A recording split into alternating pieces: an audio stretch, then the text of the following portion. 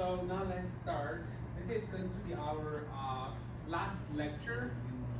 So the time I just put on the whiteboard here, that's going to be the final exam date and time.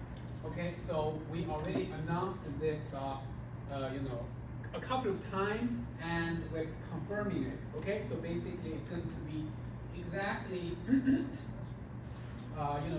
during the class next week. Okay, our class started at 6 p.m. typically, but the exam is going to be a 2-hour exam. So basically, it's going to start at 7 p.m.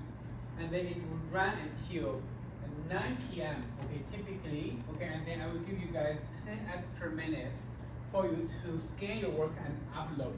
Okay, and then I will send you guys another email maybe tomorrow. Okay, giving you all the details like for example the Zoom meeting link. Okay, so that you can just log on to the meeting room for attending the final exam.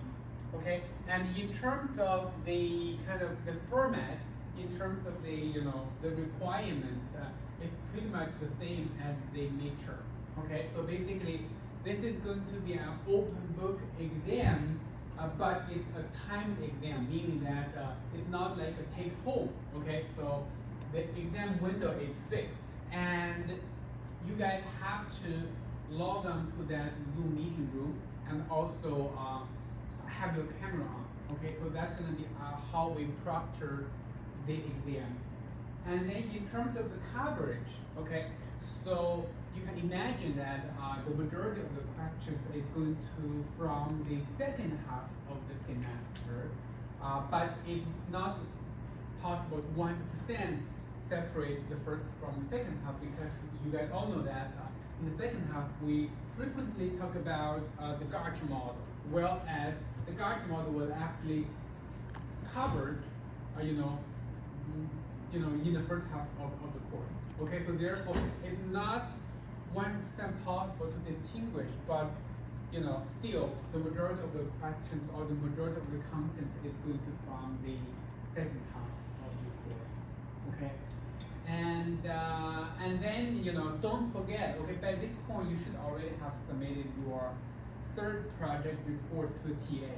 Okay, so that's gonna be basically this course is we are getting close to the very end.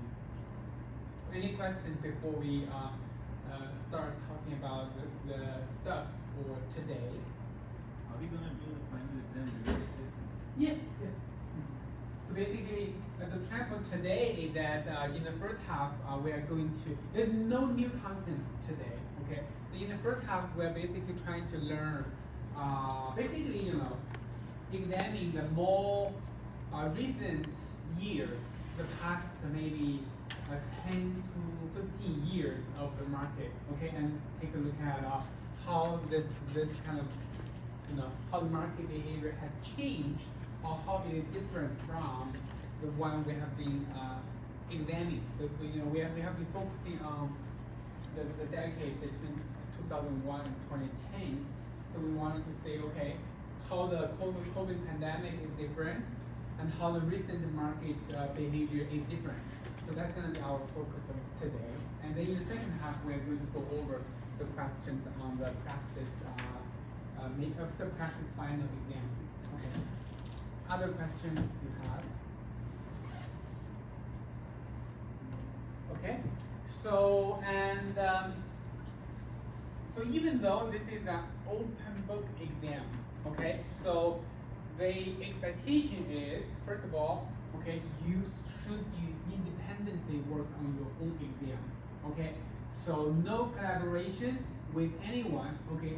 It's supposed to be independent work. And we do have multiple versions of the exam, okay? If you communicate with others and if you don't notice the different topics, then you may run into trouble, okay? So that's what I want to give you the warning. And also, even though this is an open book exam, so you still wanted to spend some time preparing for the exam, because based on my experience with my past maybe 10 years of teaching this course, students typically find the time is kind of relatively short, okay, relatively constrained for the final. Okay, they typically rush towards the very end. So therefore, if you are more familiar, if you are better prepared, it's definitely gonna be better, okay, for you when it comes to the final exam. Okay, so that's basically it. Let's talk about basically review. Let's briefly or quickly review the topic of last week. Okay, last week we basically talked about back testing. Okay, back testing, as the name suggests, we're basically going back and test something, and the subject under testing here is basically the var measure we are trying to test. Okay, so basically, the context of the citing for which to do the back testing is the very similar context is before. Okay, for a long time, our context is like this. Okay, you have historical return, you stand here, and you are trying to forecast or come up with a risk measure for tomorrow or for the next couple of days or for next K days. Okay, so our perspective is really forecasting and look at the future, and we never even bother or we never even try to think about how things have been working in the past. Okay, in the backtesting lecture, we actually stop and take a look at the past to say, okay, we have learned a whole lot of var measures, in this course, and how they are doing. Okay, how they are doing. So basically, for every day in the historical data, okay, we do have a var measure.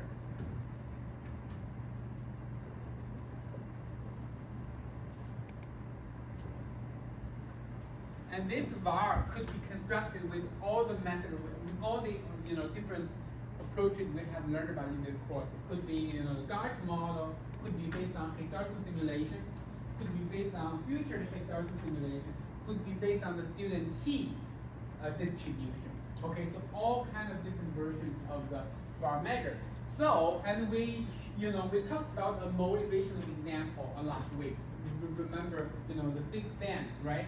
So from that example, we learned about, a good var measure, should have two kind of attributes, or there are two criteria, The first criteria is that if we, first based on this back testing, let's see, let me stop talking about the criteria. Let's kind of finish the setting first, and then based on the setting, let's talk about the criteria, So basically, in the historical data, we have historical returns, and then we have the var measure constructed for each day, And then we are going to do a comparison exercise, For every day, we are going to compare the return with the negative var, And if return is larger than negative var, and we note this as 0, and if return is smaller than negative var, we note this as 1. And if it is a 1, we call that a violation. And if it is a 0, we call this no violation. No violation.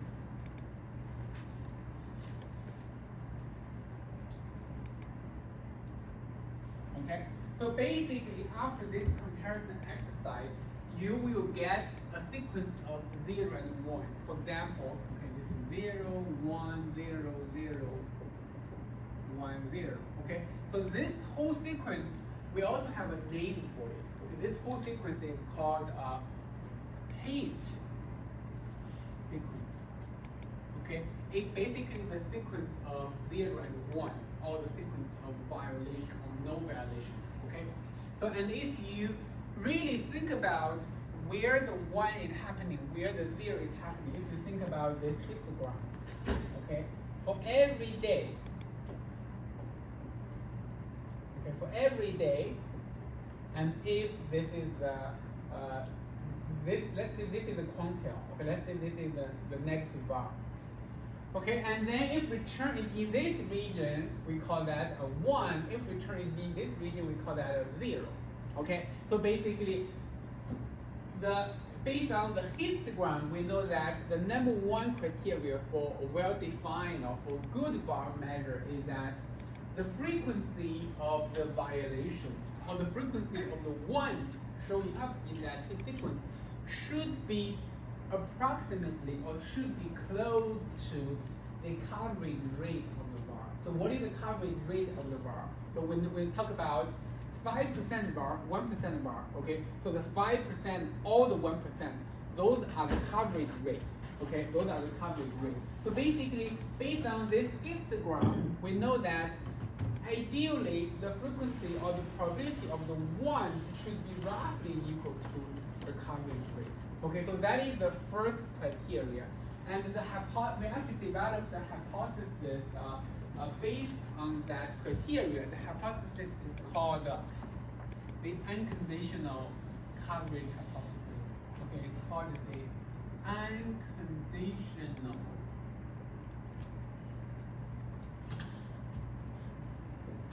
coverage hypothesis. The underlying idea is basically we are trying to check how close the frequency of the violations are in the data relative to the coverage rate. So let's get us familiar with about the notations, okay? So basically, we are going to start with doing some kind of bean counting, okay? We are going to count the number of the ones in the hit sequence. Okay, and then we're also going to count the number of the zeros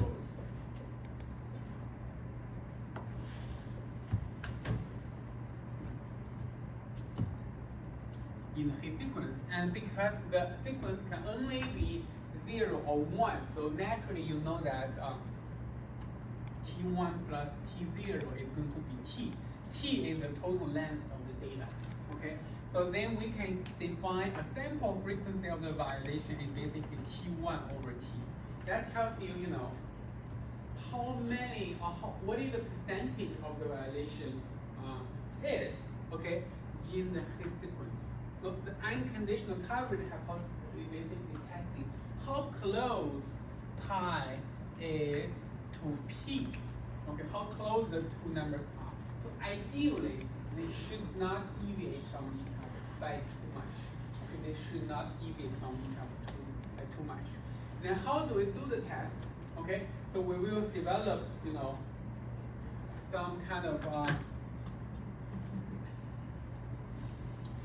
likelihood test. Okay, so basically we are going to kind of first derive the likelihood under the null hypothesis and the likelihood under the alternative, and then we will be able to construct the likelihood ratio, and then we are going to do the test. Okay, so the likelihood under the null hypothesis we write it like this. Okay, and it is basically P raised to the power of T1 and 1 minus P raised to the power of T0. And what is P? P is basically the coverage rate. Okay, and why? How do we get here? So because, okay, if under null hypothesis, okay, every one here is going to show up with a probability that is equal to P. And then every 0 will show up with a probability equal to 1 minus P. And if you just, take the product of all those individual probabilities, you will be able to get that. Okay? And then the likelihood under the alternative going to be equal to pi raised to the power of T1 and 1 minus pi raised to the power of T0. Okay, once you write this down, and then the next step is the likelihood ratio, we write it like LR. Okay, and this is going to be equal to -2 natural log, okay, L under the null hypothesis over L under the alternative. Okay, it turns out this whole quantity follows a particular distribution called the chi-square distribution with degree of freedom equal to 1, and 3.94 is the 95% quantile of this particular distribution. So therefore, to do the test, we are basically comparing with the calculated likelihood ratio with 3.84. And if it's larger or equal than 3.84, we basically claim that the null hypothesis is rejected, or in other words, this particular raw measure has not passed the unconditional coverage hypothesis. Okay, and on the other hand, if the likelihood ratio is smaller than 3.84, it means this particular raw measure passed the unconditional coverage hypothesis. Okay, so this is basically how we do the first test, which we call the unconditional coverage hypothesis. Okay, and I think it's kind of important. Why? Because we have never, we covered this topic last week. Okay, but we don't have time to put it on any project. So very likely we'll have a question like this in the final exam. Okay, make sure you guys know how to do the calculation. Okay, from the very beginning. Okay, from the very beginning. Okay, any questions?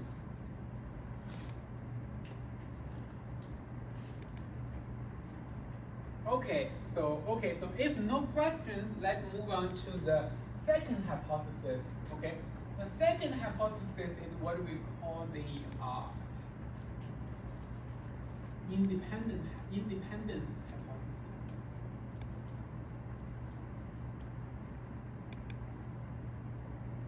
Okay, so to do the independence hypothesis, okay, let's first talk about the underlying idea behind of the independence hypothesis.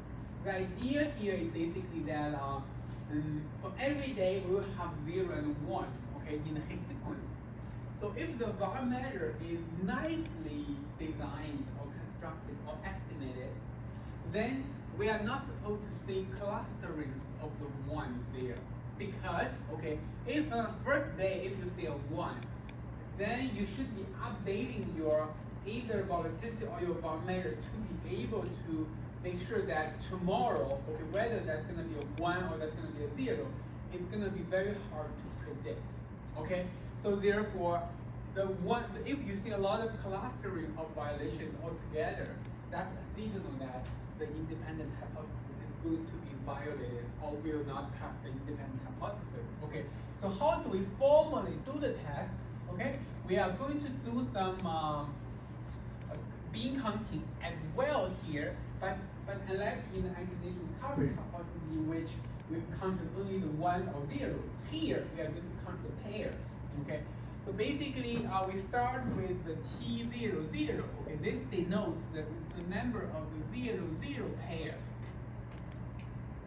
Okay, and the T01 denotes the 0,1 pair. Okay, and the T10 denotes the number of the 10 pair in a Higgs sequence, and the T11 denotes the number of the 11 pair. Okay, in the Higgs sequence. And then once you have that, then you need to construct a transition probability matrix. Okay, you need to construct a transition probability matrix for you to write down the likelihood and the null and the alternative. So basically, this transition matrix is going to be crucial. Okay, how do we think about it? We are going to think of the row here correspond to now, where you are now. Okay, so let's see right now we are at 0, and right now we are at 1. Okay, and the column corresponding to tomorrow. Okay, where you are at tomorrow. So basically, there are going to be 4 probabilities in this matrix. Okay, we are using pi 0, 0, pi 0, 1, and pi 1, 0, and pi 1, 1 to denote the transition probability. So basically, we are going to think of the 0, 1 there as coming from a Markov chain. Okay, and then this tells you how the Markov chain is going to be moving around or transitioning from one state to another. You think of this as where you are now, think of this as where you are, next. Okay, so the pi 0, 0 tells you the probability of this chain moving from 0 to 0, or in other words, if you are currently at 0, what is the probability that you're going to move into 0 tomorrow? Okay, and similarly, pi 0, 1 tells you the probability of the chain moving from 0 to 1.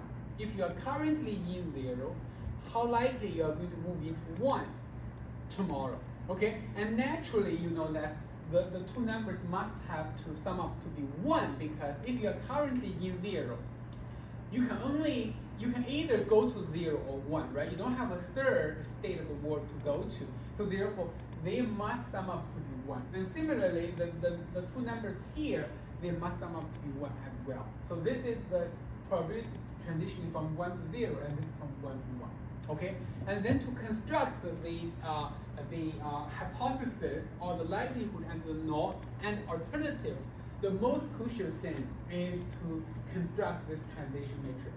Okay, and this time around we are going to start from the alternative. Under the alternative hypothesis, okay, we will have to estimate this transition probability matrix, and it's going to estimate it like this. Okay, enter the alternative, and this probability is going to be written as t0, 0, t0, 0 plus t0, 1. And this is going to be t0, 1, t0, 0 plus t0, 1. And this is going to be t1, 0, t1, 0 plus t1, 1. And this is going to be t1, 1, t1, 0 plus t1, 1. Okay? So this is basically how we constructed last week. Okay? Because this is a conditional probability, and you just counted the number of pairs right there, right? So the two sum up, the two, if you sum them up together, that tells you how many times the chain started out from 0. And then between them, okay, only t0 number of times moving into 0. So that's going to be the transition or the conditional probability of the chain moving from 0 to 0. Okay, and similarly, all the other quantities or all the other probabilities can be constructed accordingly. Okay, accordingly. And then the likelihood. And okay, this is the likelihood and the alternative.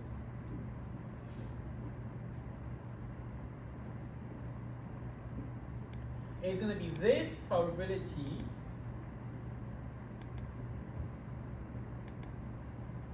raised to the power of t0 times t01, t00 plus t01 raised to the power of t01, and times t10, t10 plus t11 raised to the power of t10, and this is going to be t11, t10 plus t11 raised to the power of t11. Okay, so this is basically how we construct the likelihood under the alternative. The formula itself looks like complicated, right? But once you plug the numbers in, it's basically calculation. Okay, it's basically calculation. And then under the null hypothesis, okay, under the null hypothesis, basically regardless of where you are currently now, okay, so moving into 1 always comes with a probability that is equal to the sample frequency of the violation. That is the pi we have constructed at the in the unconditional coverage hypothesis. Okay, pi is actually constructed as t1 over t. Okay, so basically this is going to be pi, this is going to be pi, and because every row has to sum up to 1, this is going to be equal to 1 minus pi, and this is equal to 1 minus pi. Okay, and then the likelihood under the null basically equal to 1 minus pi raised to the power of t00, pi raised to the power of t01, and 1 minus pi raised to the power of t10, and then pi raised to the power of t11. Okay, and then again, once you have them together, then you can write down the likelihood ratio as -2 natural log L under the null hypothesis and L under the alternative. Okay, and again, we are going to compare this quantity with 3.84, above meaning not pass and below meaning pass.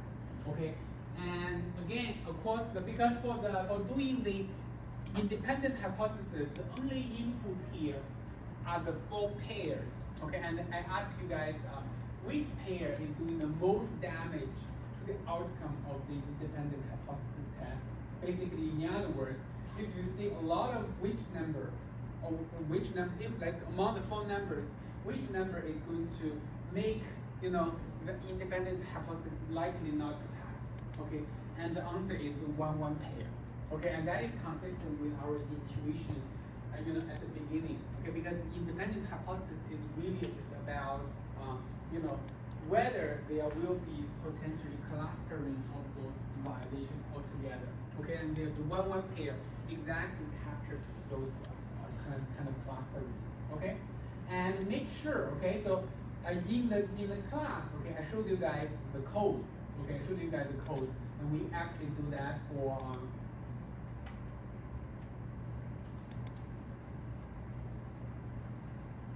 the 4 var measures. Okay, for the 4 var measures, and okay, when it comes, or when this kind of question shows up on the exam, okay, you need to be able to do the counting. Okay, you need to be able to do the counting. So let's say we have a 15-day kind of example, or like a 20-day example. Then you need to be able to figure out, okay, how do we do the counting? Okay, it's basically you follow the whole process of the backtesting procedure here. Okay, the backtesting procedure here. Any questions so far?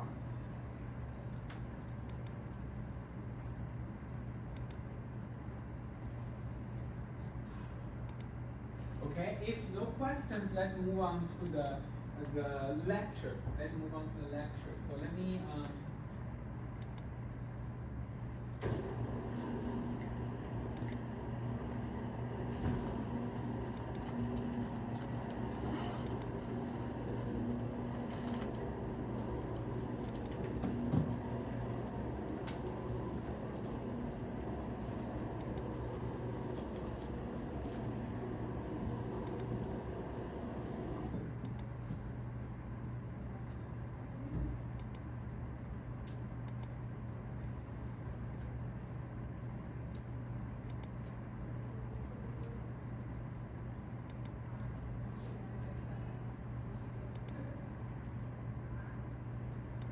Okay, so basically you can see that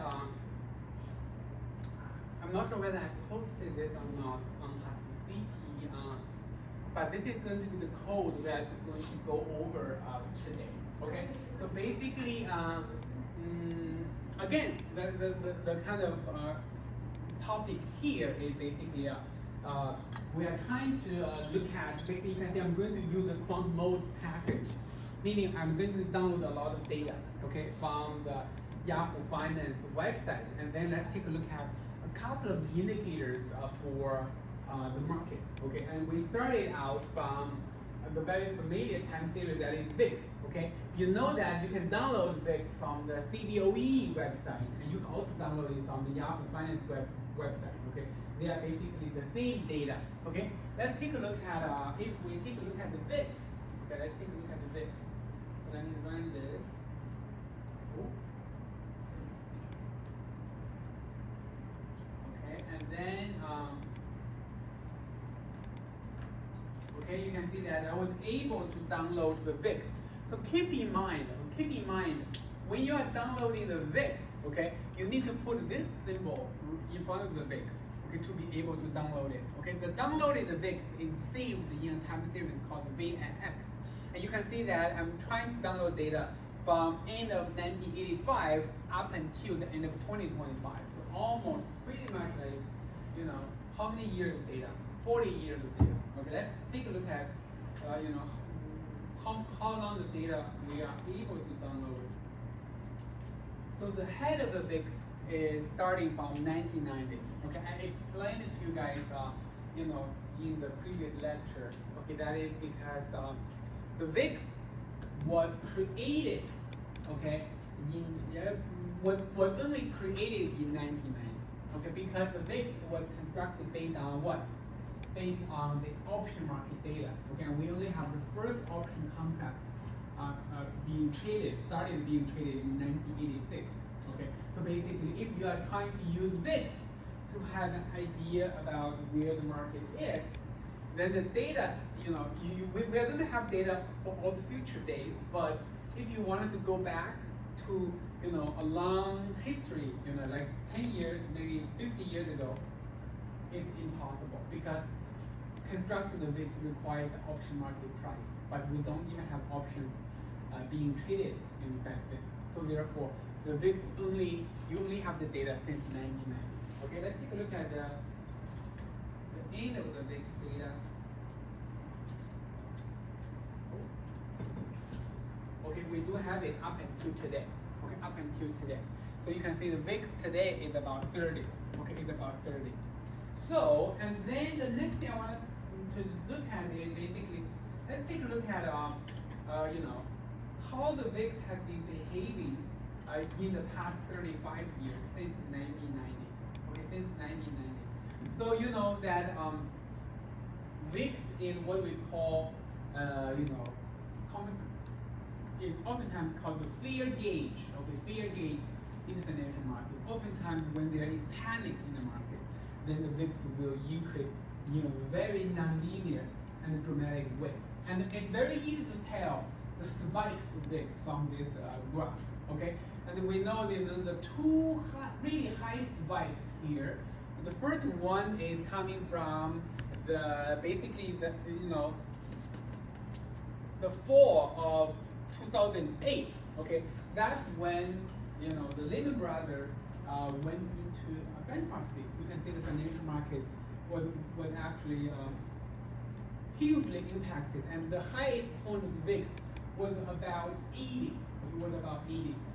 And then the next, and then the market was kind of, there was some kind of spike, like here, here, here, here. But for all of the spikes, they rarely go above, 60. Okay, rarely go above 60. But, and then you can see the next high spike is basically in the pandemic, period. That is when? That is pretty much the March of 2020. Okay, March of 2020. So I'm not sure whether you guys are here or not during that period. So the evolution of the market during the pandemic was very kind of interesting. Okay, was very interesting. So basically, compared with the global financial crisis, okay, that is a 2-year crisis.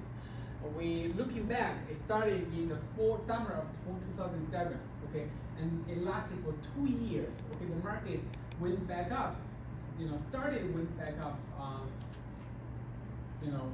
March of 2009. But basically, that was a 2-year crisis. Okay, basically here, but the pandemic caused the crisis. Okay, that was pretty much short-lived, very much short-lived.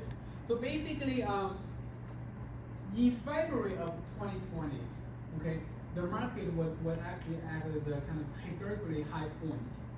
And then, when the news of COVID arrived at the market, and then, the market tanked, I think within a month, it tanked by 1/3, basically 33%. Okay, it was considered one of the quickest drops in S&P 500 in the more recent history. Okay, and then there was a lot of stimulus, arriving at the market. So what are the stimulus? Okay, there was the Fed. Okay, the Fed stepped in. Okay, and lowered the interest rate from from 125 basis points to 0. Okay, or to 25 basis points. Basically, the interest rate was lowered by a full 1 percentage point. Okay, very dramatic fashion. Okay, and then at the same time, the fiscal policy was also there was also a lot of fiscal stimulus. So basically, the government provided stimulus checks to households. Okay, and then households can actually use those checks to buy stocks. Okay, so basically, the crisis was very short-lived. Okay, by the summer of 2020, then the stock market was already back to very high levels. Okay, back to very high levels. And then in 2022, okay, the market was doing pretty well in the second half of 2020 and then 2021. And then because of what? Because in the 2021 there was kind of something going on in the real world, especially in the tech industry. Okay, because that's because of COVID. Okay, and there was kind of some sort of transition. So basically, we are all transitioning into the kind of remote work kind of mode. Okay, I think even for UConn, the campus was closed for the whole year, the whole academic year of 2021. So basically, the campus was closed in March of 2020, and it was only open in the fall of 2021. So basically, for more than a year, the campus was closed. So basically, we are all learning online. Okay. So what I'm mentioning this is because okay, in universities we are transitioning to online, for teaching, and in the real world, okay, and a lot of things are transitioning into online. So basically, that created a lot of demand for technology services. Okay, like we are going to use a lot of products from Apple. Okay, we're going to buy a lot of iPad computers and also services from Apple. Okay, we're going to buy a lot of stuff online from Amazon. We're going to, do a lot of kind of using a lot of the services provided by Google. Okay, so all of those companies, they are doing extremely well in 2021. So that created a very kind of like a short-lived boom. Okay, but then starting in 2022, then the inflation came along, okay? So basically, because there was a lot of stimulus in the market, and people just use those stimulus checks to buy stuff, okay, that push up, the prices for a lot of goods and services. And then, the inflation comes along, and we know in the middle of 2022, the inflation was almost like 9.5%, okay, at high point. That's a pretty crazy number. And then, the Fed rushed to increase the interest rate and started kind of increasing interest rate from 0 until 5.25, basically increased by a full 5 percentage points. So basically, 2022, the market was kind of experienced. It's not a recession, but it's more like what? Like correction. Okay, so basically, we oftentimes say that if the market declined by more than 20%, that's going to be called like a correction. Okay, and then in 2023 and 2024, the market was doing pretty well. Okay, was doing pretty well. And I think partly because the inflation was kind of under control. Okay, the inflation was kind of under control. And then, all those companies are doing well as well. Okay, and then in 2025, that is where we are now. Okay, and we all know, what has been going on in the market. Okay, so basically there is a lot of uncertainty related to the policy, and that created some panic in the market. So basically, if you take a look at where we are now, so basically, actually, the panic right now we are like the 22nd of April. Okay, so I think I think the market was kind of getting more volatile from the beginning of the year, but the real panic actually started in April. Okay, the real panic started in April. You can see that the VIX, okay, the VIX is getting up to more than 40, okay, and because the time series we are plotting here are the end value of the VIX. Basically, every day the VIX has been being treated, okay, has been treated like non-stop, like the stock market index. And actually, for within VIX, okay, within day VIX or intraday VIX value, I think in April we at some point we get above 60. Okay, let's take a look at it. Let me. So let's plot. Let's see VIX. Let's see length. Okay. Dimension. Okay. Okay. Let me see VIX. 9,180. 9,211.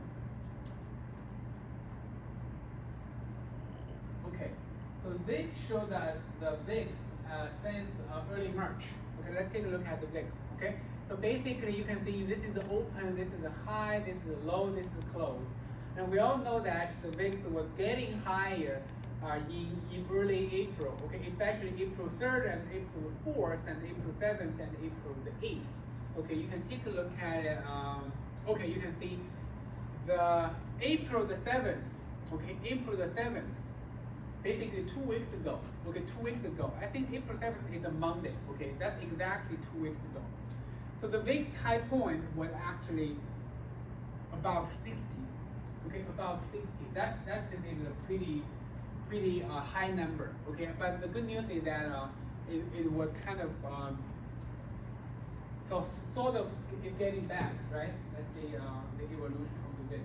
Basically, after the 7th of April, you can see the VIX is getting gradually back. Now we are at around 30. Okay, we are at around the 30. So basically, this VIX time series already gives you some kind of idea about how the market, okay, overall has been behaving, especially from the volatility perspective, in the past 35 years. Okay, in the past 35 years, and okay, and you guys, I'm not sure if you guys have ideas about. Okay, we are talking about VIX. Okay, we are talking about corrections. Okay, so all of those data we can read it from the the data we downloaded from Yahoo Finance. But not all the episodes of high VIX are considered as economic recession or crisis. Okay, so do you guys have ideas about how recessions are defined? 2 quarters of negative GDP. Two 2 quarters of negative GDP in a row. negative GDP growth. Yeah. Okay, so basically, if there is 2 consecutive quarters of negative GDP growth, okay, and then that's going to be considered as a recession. Okay, that's going to be considered as a recession. So, and I'm not right now. We are at April.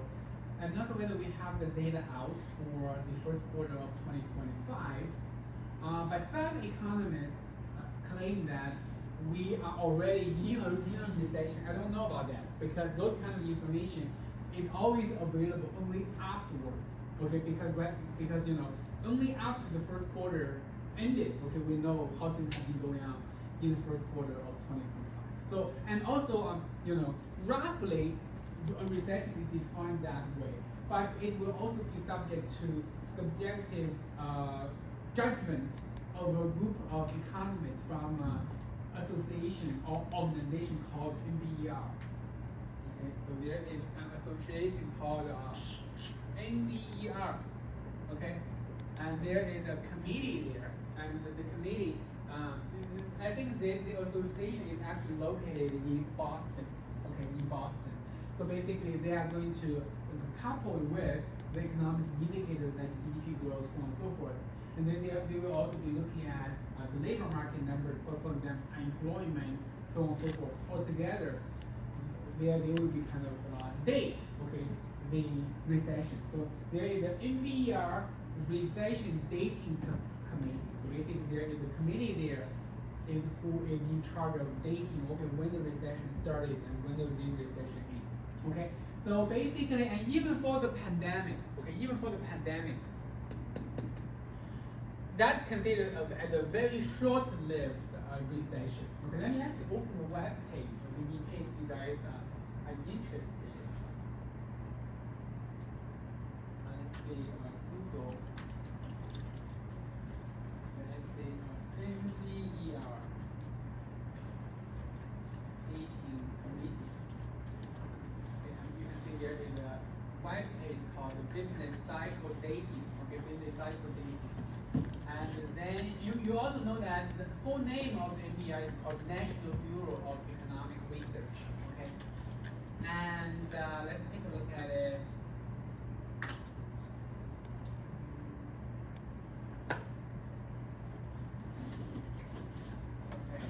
Okay, you see there are business. There are a couple of members there. Okay, who is in charge of the staging the business cycle. Let's take a look at the dates here.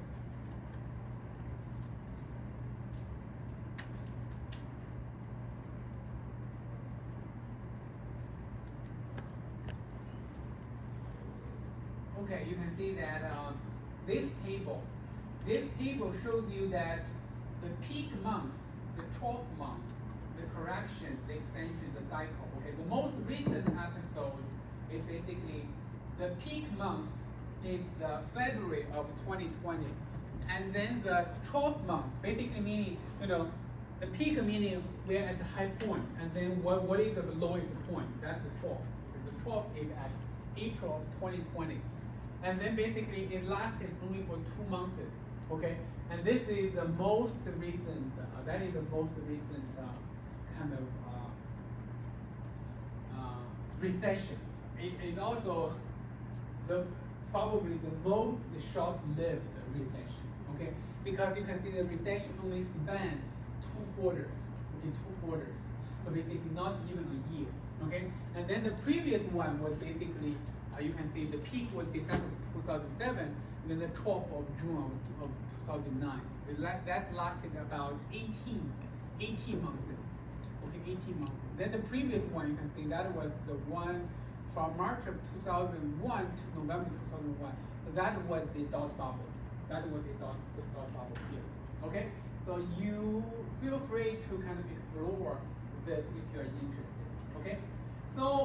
So this is basically the kind of what we have learned from the big time series. Okay, the reason why I think the pandemic was very interesting is because that I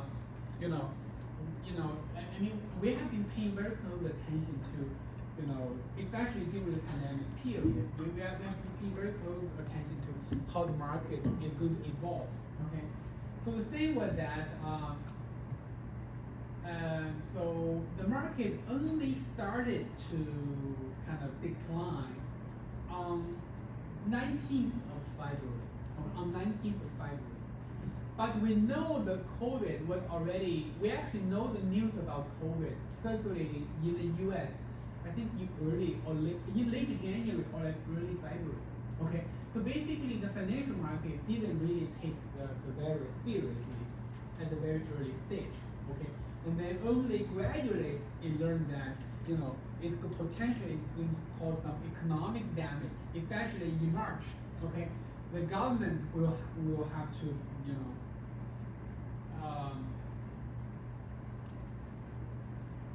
will have to decide to shut down the economy. Okay, so then you know that a lot of things are going to be affected. Okay, a lot of things are going to be affected. That's why there was a lot of panic selling in the market.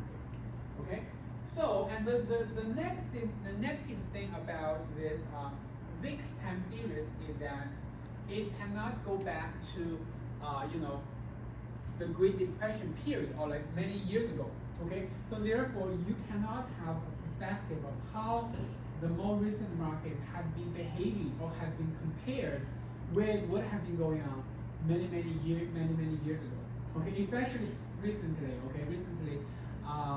Especially in April, okay, we have learned from the media that whether the policies are going to be causing something like an economic recession or it's going to be causing Great Depression.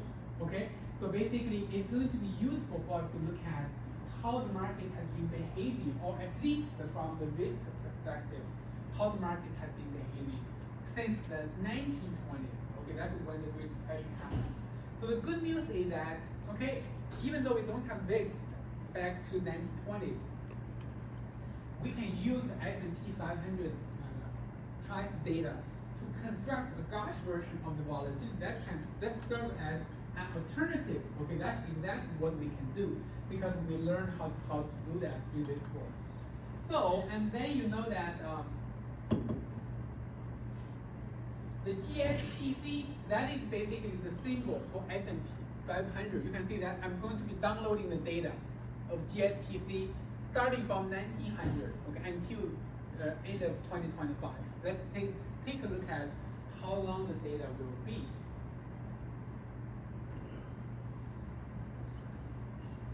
is ahead of the ELPC is, okay, we only have data starting from 1927, and that's good because that covers the Great Depression period. Let's take a look at where the data goes until. We have data until April 22nd, that's basically today, okay? This is basically the closing price of the S&P 500 of today. So let's use the Gartner model to construct the volatility. That's something we can readily do, right? Using the Gartner phase function as Gartner package, and let's fit a Gartner 1 model, and let's plot the phase volatility.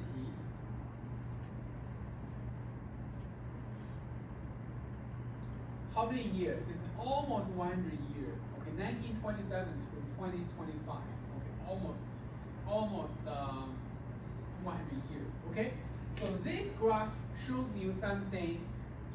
Looks like similar to the VIX. Okay, but we only have VIX. Okay, since the 1990s. Basically, VIX only shows us about the volatility during this period. Okay, VIX shows us this spike, and this spike. Okay, but if you take a look at the pre-1990 period, there are a couple of interesting spikes. Okay, and one very notable one is this one. Okay, and what is this? Oil crisis. The black Oil crisis. oil crisis, but after that it causes a Black Monday. Okay, the S&P 500 declined by 22% on one day. That was 1987? I can't read the date. 87. Yeah. Yeah, 1987. So basically, it's basically huge. But the interesting thing about this episode is that it did not cause a widespread crisis. Okay, it doesn't cause a widespread crisis. Basically, unlike the global financial crisis, in which it was very widespread. Okay, actually, widespread means that it's not happening in one sector of the economy. Okay, it started out. Okay, the global financial crisis. It started out from the real estate sector, and then spilled over to the banking sector, and then spilled over to the whole economy. Because for the whole economy, they all have to, all the firms, all the households, they will have to go to the bank to take loans. And when the bank is tightening credit supply, then all the economic activity have to slow down. And widespread meaning that it's kind of happening in all the sectors in the U.S., but it's also happening in all the other advanced economies, like all of those kind of countries in Europe. They also went through this crisis as well. Okay, and then we know that the second very notable thing pre-1990 period. That's basically this episode. Okay, and you can see this episode is very different from the other several episodes. Okay, from the volatility perspective. The other episodes, they are relatively short-lived. Okay, you can see there is a spike in VIX and then quickly kind of reverted to normal levels, right? And this one as well, and this one as well, and this one hopefully as well. Okay, but for the Great Depression, you can see for about a 10-year period from 1929 to 1940. Okay, the VIX was kind of at this is volatility. Okay, the volatility was at very high level, basically elevated levels. Okay. So that was considered one of the most severe crises in the history of the U.S. And also, the Great Depression was also going on in other advanced economies as well. For example, Europe. Okay, and we all know what happened during this period. Okay, there was a World War I and World War II. Okay, all happening at the same time. Oh, actually, only World War II. World War I was in 1914, right? 14 to 18. Right. So basically, you can see this is not only, economically everyone suffers because of this kind of depression, and then on the ground, okay, there is a war going on between countries. So basically, that's probably why it takes so long for the economy to recover and for the financial market to recover. Okay. And this is basically the financial market perspective, or especially the volatility perspective, because the time period we are looking at here is what? It's basically the the volatility index constructed based on S&P 500 returns. Okay, so basically you can see it provides us like a more, pretty much like a 100-year perspective. Okay, 100-year perspective, and then based on the, and in the future, okay, maybe 10 years later there will be a crisis, and then you're working in some kind of financial company, and then and probably you can pull out this kind of code and try to compare that crisis with what has been going on in the history. Okay, so basically it can provide you with a more longer term historical perspective about how the market has been going on. And then oftentimes when we are talking about economy, we are not only paying attention to the financial market, we are also going to pay attention to some real aspect of the economy. Okay, one important indicator there is basically the unemployment rate. Okay, so and the good news is that we are able to download this unemployment rate just from the Yahoo Finance website. But you have to be careful that when you are using the get symbols, okay, you need to specify a source of the data. Okay, a source of the data. So basically, the FRED is the source of the data. Okay, the default get symbols function, the default database or the default source of the data is Yahoo Finance. Okay, that's where we download a lot of the stock prices data. But for the economic indicators like the unemployment rate, you need to specify a particular data library. That's called the FRED. Okay, FRED.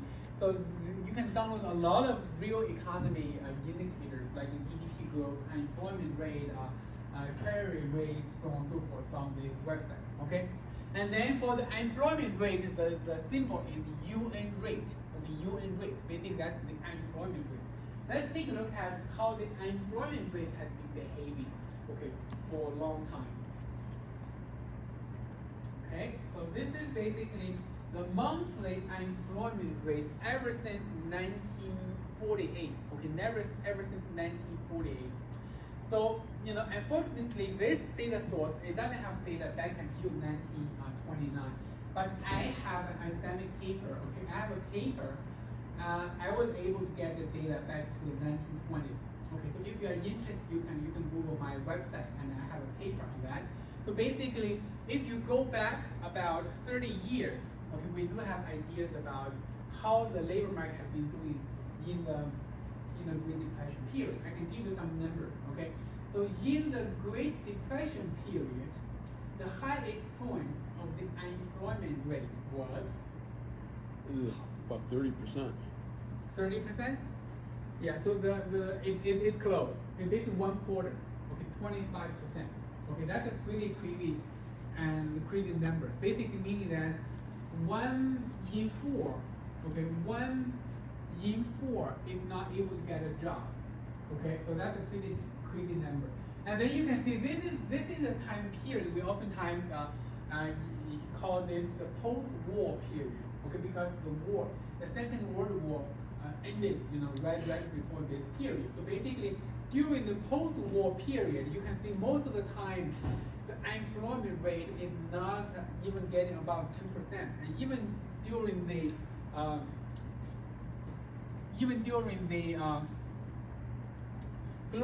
global financial crisis between 2007 and 2009, the highest unemployment rate was just 10%.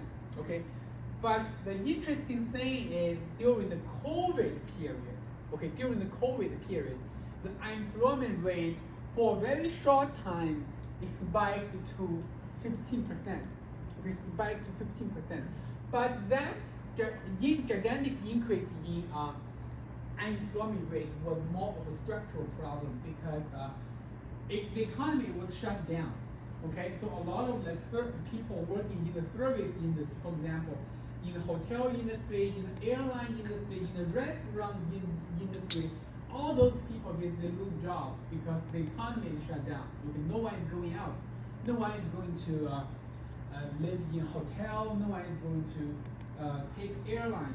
Okay, and basically during that period, there was very rapid layoffs But then the economy quickly come back. You can see right now we are actually at relatively low point. So the unemployment rate from a historical perspective, right now we are at about slightly above 4%. Okay, from a historical perspective, this is pretty low unemployment.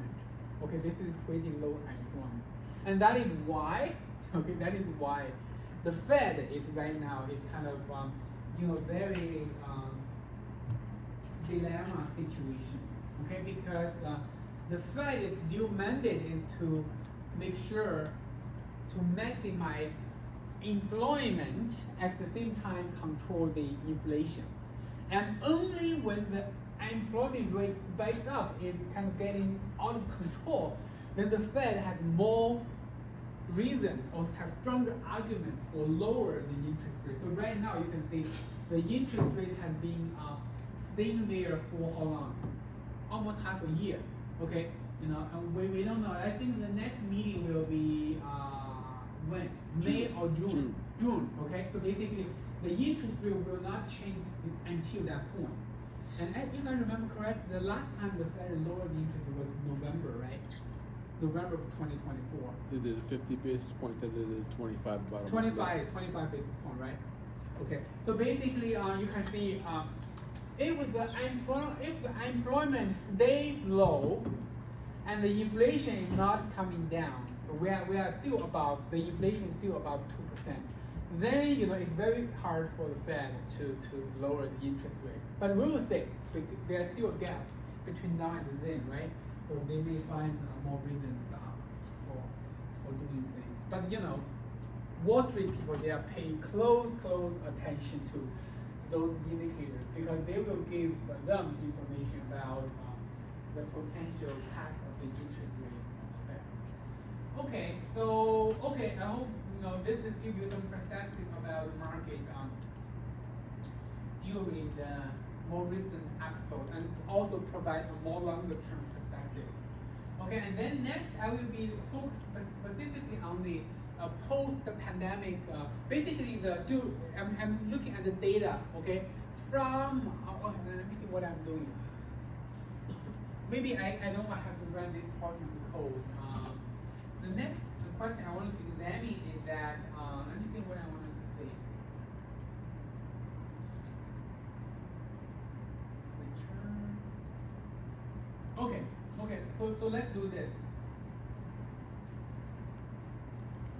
I'm going to because in this lecture we learn about in this course we learn about several ways to examine the tail risk or the non-normality behavior. Okay, and we know the non-normality or the tail risk is more of a concern to investors, typically during the very kind of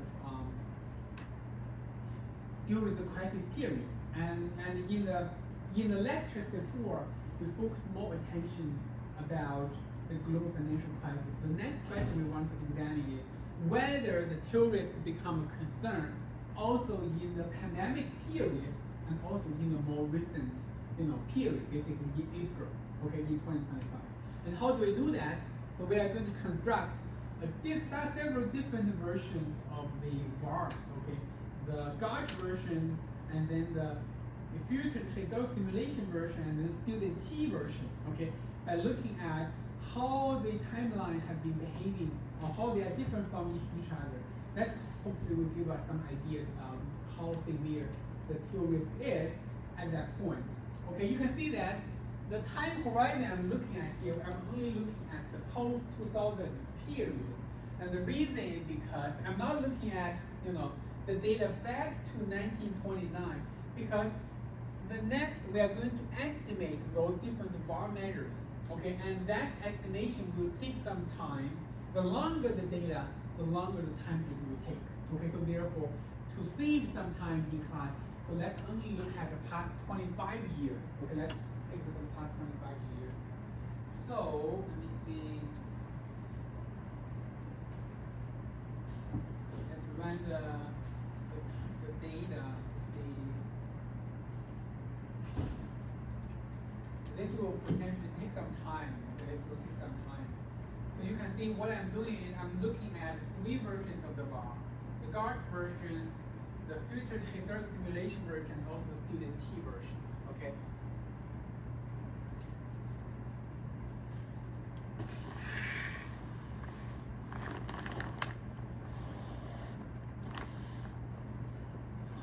The code, okay, the code are all copied and pasted from previous lectures. And that's why I'm not going over it line by line, because those are not new codes.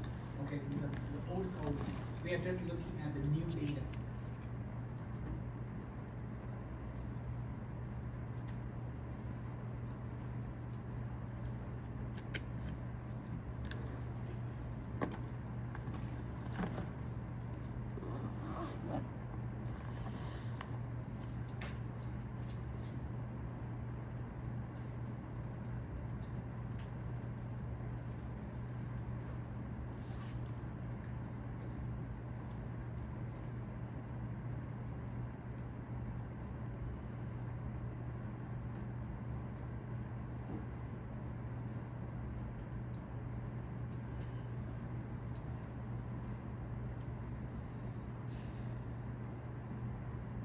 Interest rates will drop in a year. What? Interest rates will drop in a year. Drop a year? They will drop in a year. Oh, you think it's gonna take a year? Well, Jerome Powell is fighting Trump right now. Once Jerome Powell only has a year left in his Fed chair, the next person Trump will appoint will drop the interest rates. Interest rate. You don't think the interest rate is gonna be lower anytime soon? They should. Europe has dropped them. Yeah, but the U.S. is kind of different, right? Because the Europe, the economic agency in charge of the monetary policy is called European Union, and they have only one mandate. Well, the dual mandate kind of conflicts against each other. Right. So they only have one. That is, they only control the price stability. They don't have to take into account the labor market situation. Okay. Unlike the Fed has dual mandate, which they conflict. the maximize employment at the same time lower the interest rate. So that created some struggle. Okay.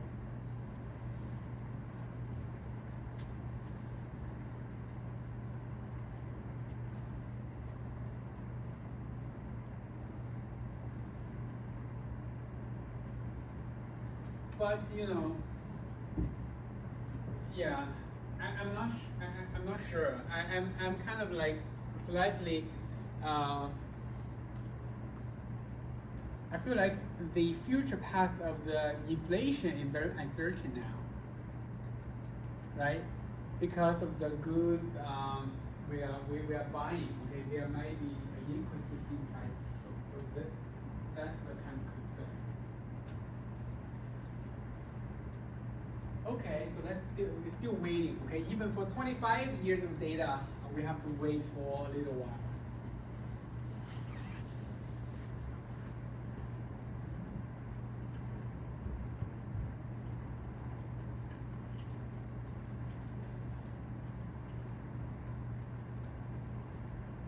Here's my prediction. By the end of 2026, you'll see a 100 basis point decrease in the rate. Decrease by the end of 2026, 100 basis points.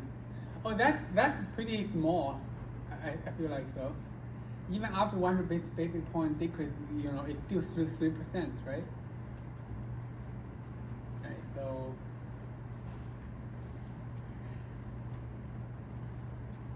Well, if there is a recession, then it's gonna be way faster. Yeah. Way more than that.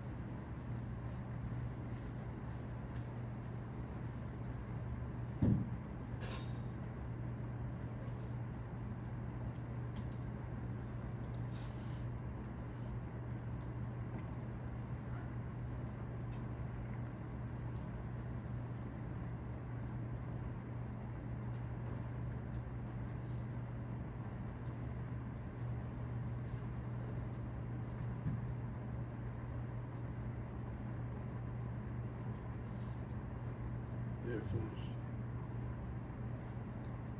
I thought it did.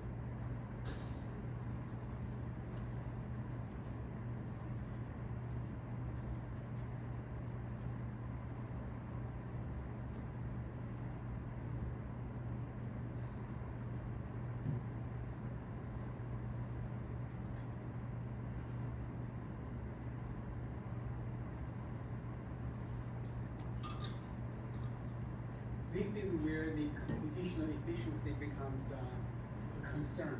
Okay, so we are only examining one asset, which is S&P 500, and only for 25 years. You can see how long it's going to take. Okay, and in the real world, in practice, we are going to examine more complicated assets and for much longer time. So therefore, coding and make sure your code is more efficient and easier to run, and that's going to become an important concern, important factor. Okay.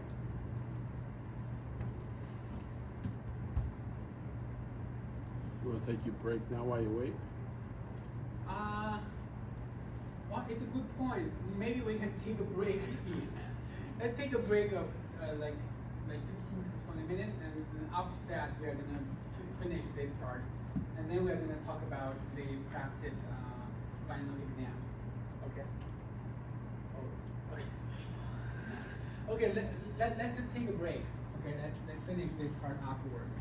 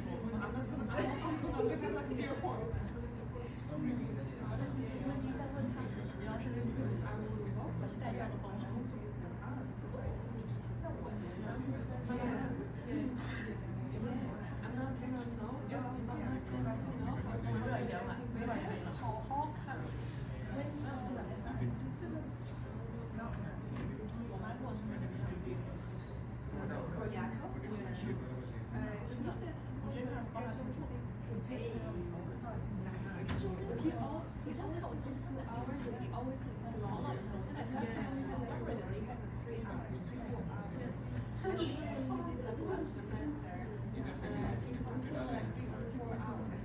4 hours for pilot, 3 hours for me. So we should be fine. Yeah. I'm not worried about it. I hope it's fine. And the big thing is just chilling in it. Yeah. And it was like, I'm glad we did this smell because we are now. But it's still like due date a week before.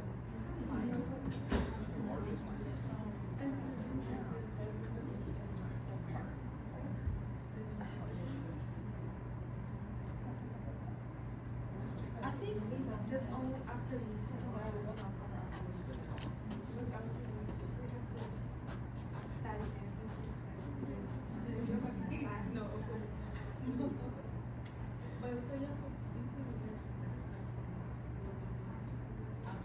Yes, after spring break. He said starting with swaps. Yeah. Because before midterm, he was starting covering swaps. He said, you know what, we stop because I want to do actually swaps much better. So swaps after swaps. That's actually he was just talking. And it was like just lecture, no calculation. Just we was just talking.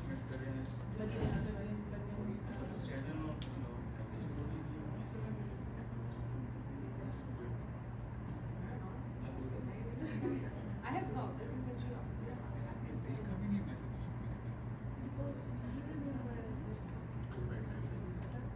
Yes. Yeah. Yes, and you know, all the videos, all the lectures, I can send you. Yes. Yes. I will. Yes. I will send you the either one. Yes, because I just checked. Where am I spelling? Yeah. You're right. So I will send you the either one because all the these are.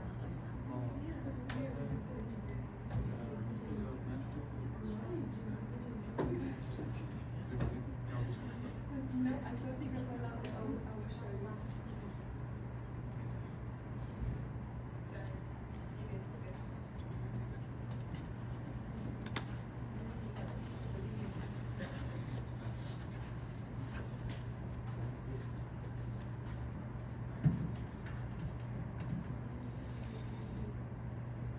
Yes. See? 4-1, 4-8, 4-15.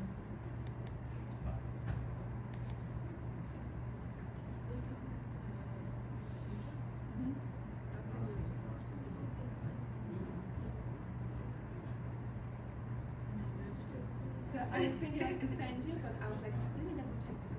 Like, we go to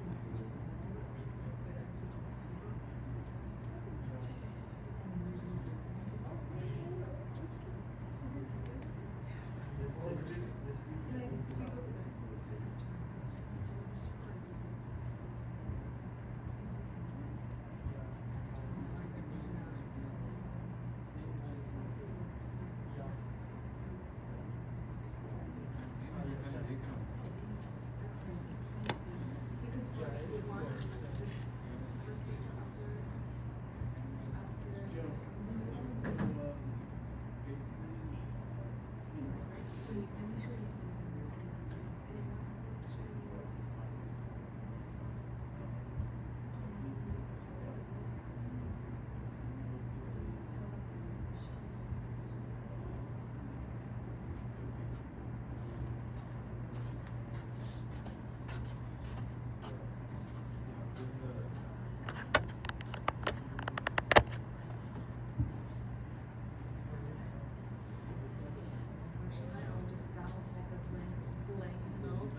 do right now. I put my hands just for my hand.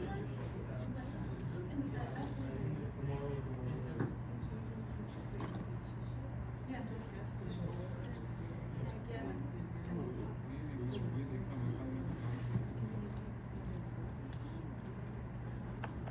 Oh yeah. Oh yeah, that's true. You have to know what to look at because you still have to understand it. Yeah.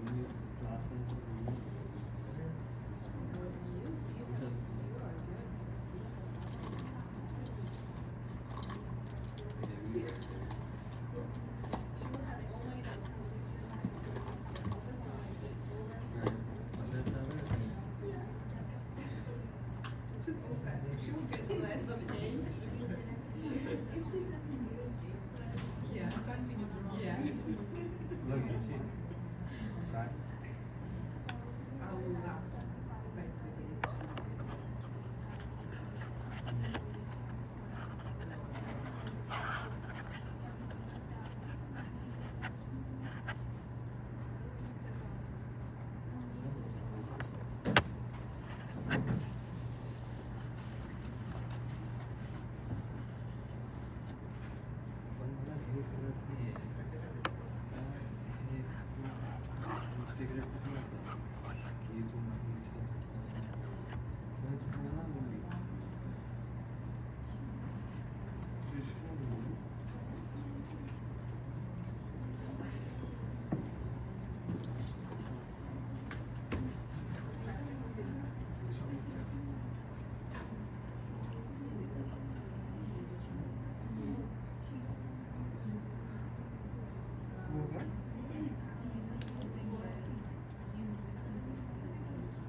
Yeah.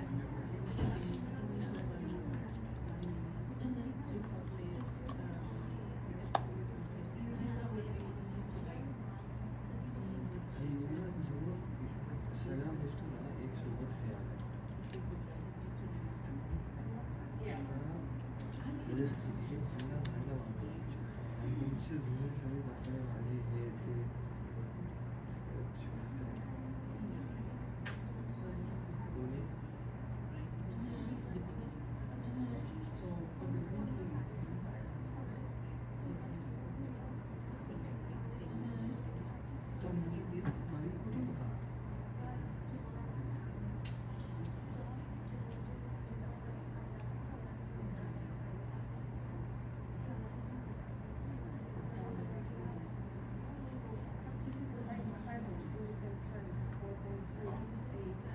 No, so now it's not this animation. I tried to do that like so that anything different from the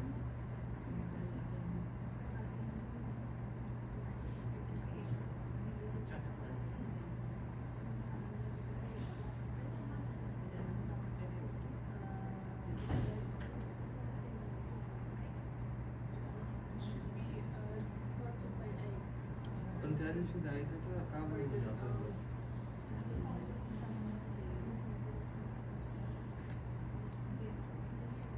असं समोरून phone करा. आणि काल रात्री तुम्हाला मी तुला phone केला होता 10:30 वाजता फोन केला.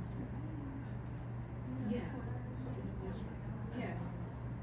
मला फोन कसं नाही आला, मी सकाळी बघितलं डायरीचं. तू किती वाजता फोन केला मला? So this is our proposal for week 1, for week 7.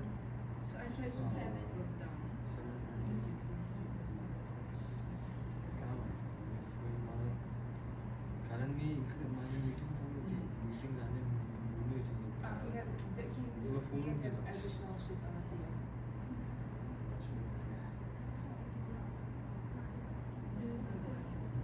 बोलली तू मग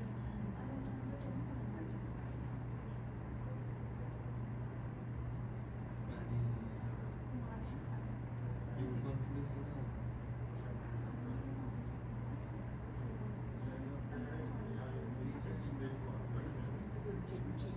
आता काय ग्रॅज्युएट होऊन जाईल मग काय टाकू. Why? Okay, maybe do this. Or you could just put that down over here. It should take the all the it should work. Just should take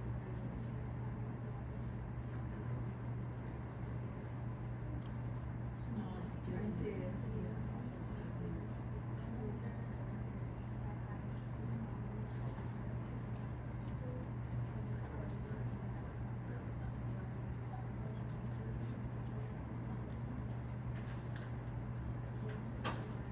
Yeah. I see what you mean. Brand एवढी वाटते एकदम simple आहे ना. Sorry का करून Yes. And it's the switches are from the Snapchat. आणि ह्याच्यात Yes, those are from the Snapchat. दोघं साईडला कंपनीकडे सांगितलं. Yeah, I know. I see it because त्यांनी जर you should कंप्लेंट probably केली तर evaluate the number of her and दोघं the साईडला number पॅक to होतं divide the समजलं. same number. त्यांनी जर का तिथे सांगितलं आमच्या घरात मोस्टली आम्हाला फुल सायटन बटन केलं आमच्याकडे पुढे काय मॅटर सॉल्व होतं. मॅटर कोणी भारत वाढत नाही काय नव्हतं. पण ते उगाच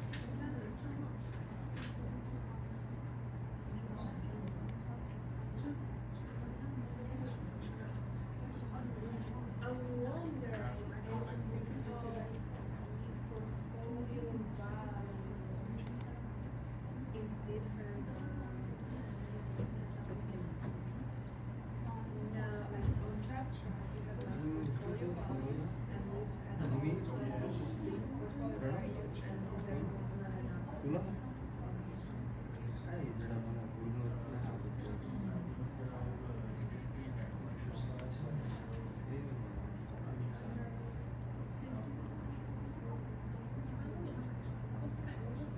एवढं माहिती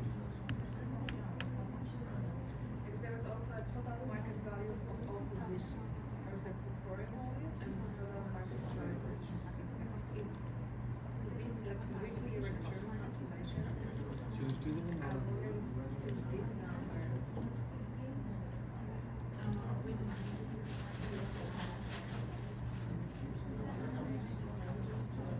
Where I think get that portfolio comparison calculation comparison.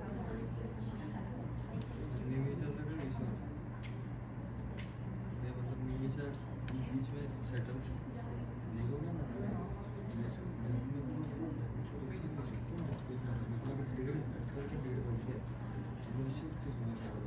ना इसके साथ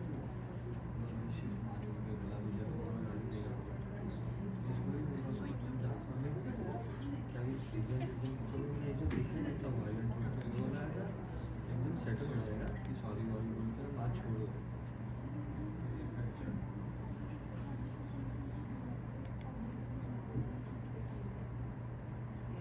सीजन काय चालतं त्याला माहिती कॅट फाईट केली No, it doesn't make sense. आणि सबके साथ हाथ पुराना दोस्तों अपना पिछले साल अलग अलग डिरेक्शन में भाग रहे थे मला हेच कळलं साई हे सगळी काय इकडे कसं काय होती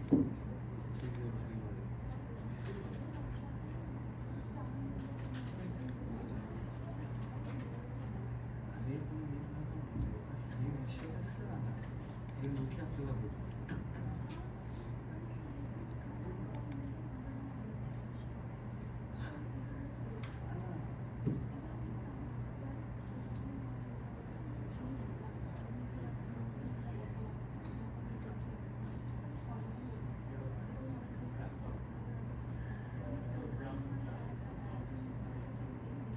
काही केलं छोट्या गोष्टी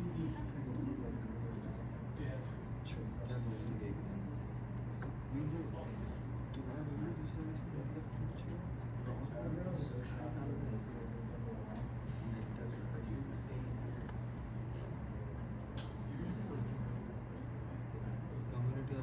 Okay, now let's come back and finish our discussion of the market data, and then we will go on the question on the practice final exam. Okay, so basically during the break, the code was able to finish. So let's first take a look at the 1% bar estimated based on future historical simulation. We compare that with the Garch version. Okay. And one is plotted in red color, the other is plotted in blue color. The contrasting will tell us, how high or whether the tail risk is there or not. Okay. So basically, let's take a look at,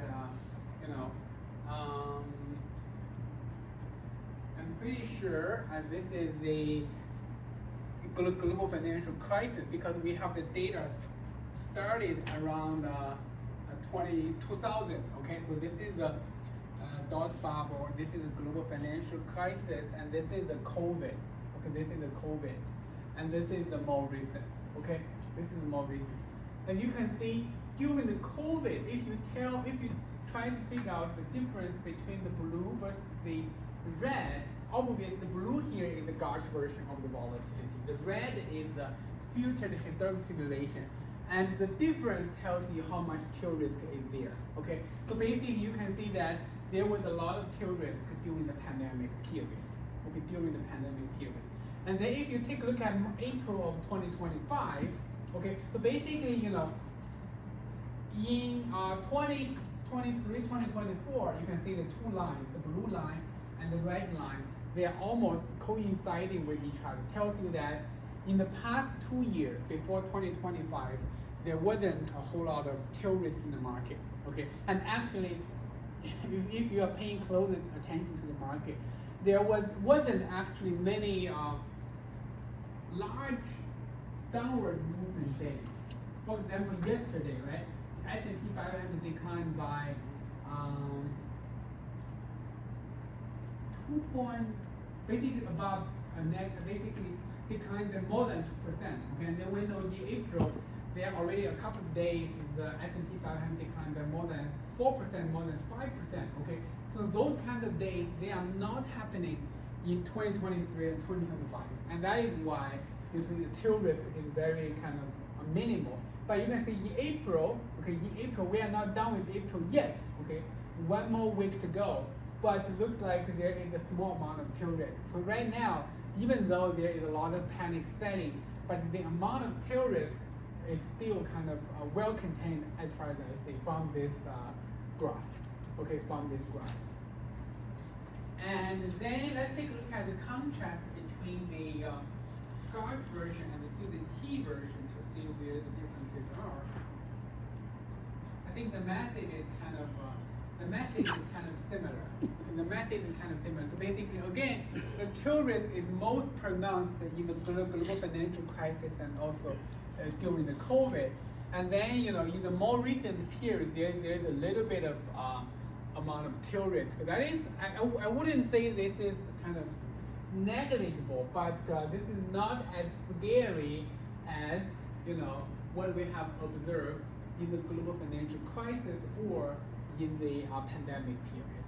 Okay, so this is basically the stuff we have learned based on the tools we have in this course.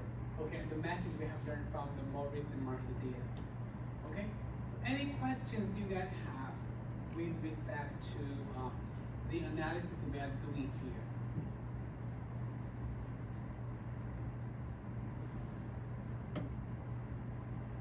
Okay, if no questions, so let's go over the questions on the practice final. Okay, on the practice final. So I'm not sure whether you guys have time to go over the questions by yourselves. Do you?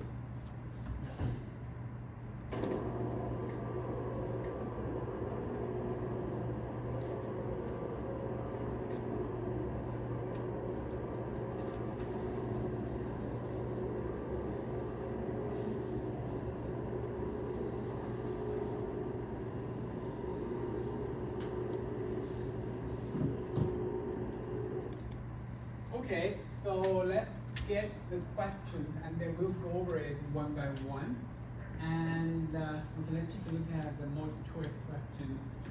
So before we start, any questions you have with respect to the final exam? Okay, the coverage, the format, and everything. It looks like you know, everything clear, right? So basically, you will receive another email from me probably tomorrow. Okay, that email will tell you, will give you the Zoom meeting link. Okay, for the exam we are going to hold next week. Okay, and then you know you guys have about 1 week time to prepare for the final. So the first one, which of the following is not true about the VIX index? Okay, we talked many times about VIX.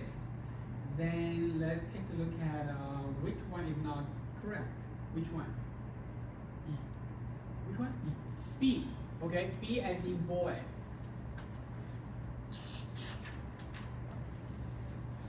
Okay, so basically VIX, it is the fair gauge of market risk. Okay, and it also has fatter back tails because you know VIX likes to spike up, you know, once in a while. And then it is also a forward-looking measure of implied volatility. And B is not correct because B said it is calculated based on the prices of the S&P 500 stock market index.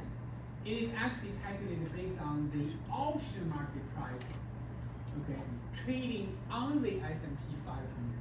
Okay, the underlying asset of that option contract is S&P 500, but we are relying on the prices of those options to figure out the VIX. Okay. Second question. Okay, you can see backtesting, okay? A lot of backtesting questions. A band in backtesting is daily 5% bar, okay?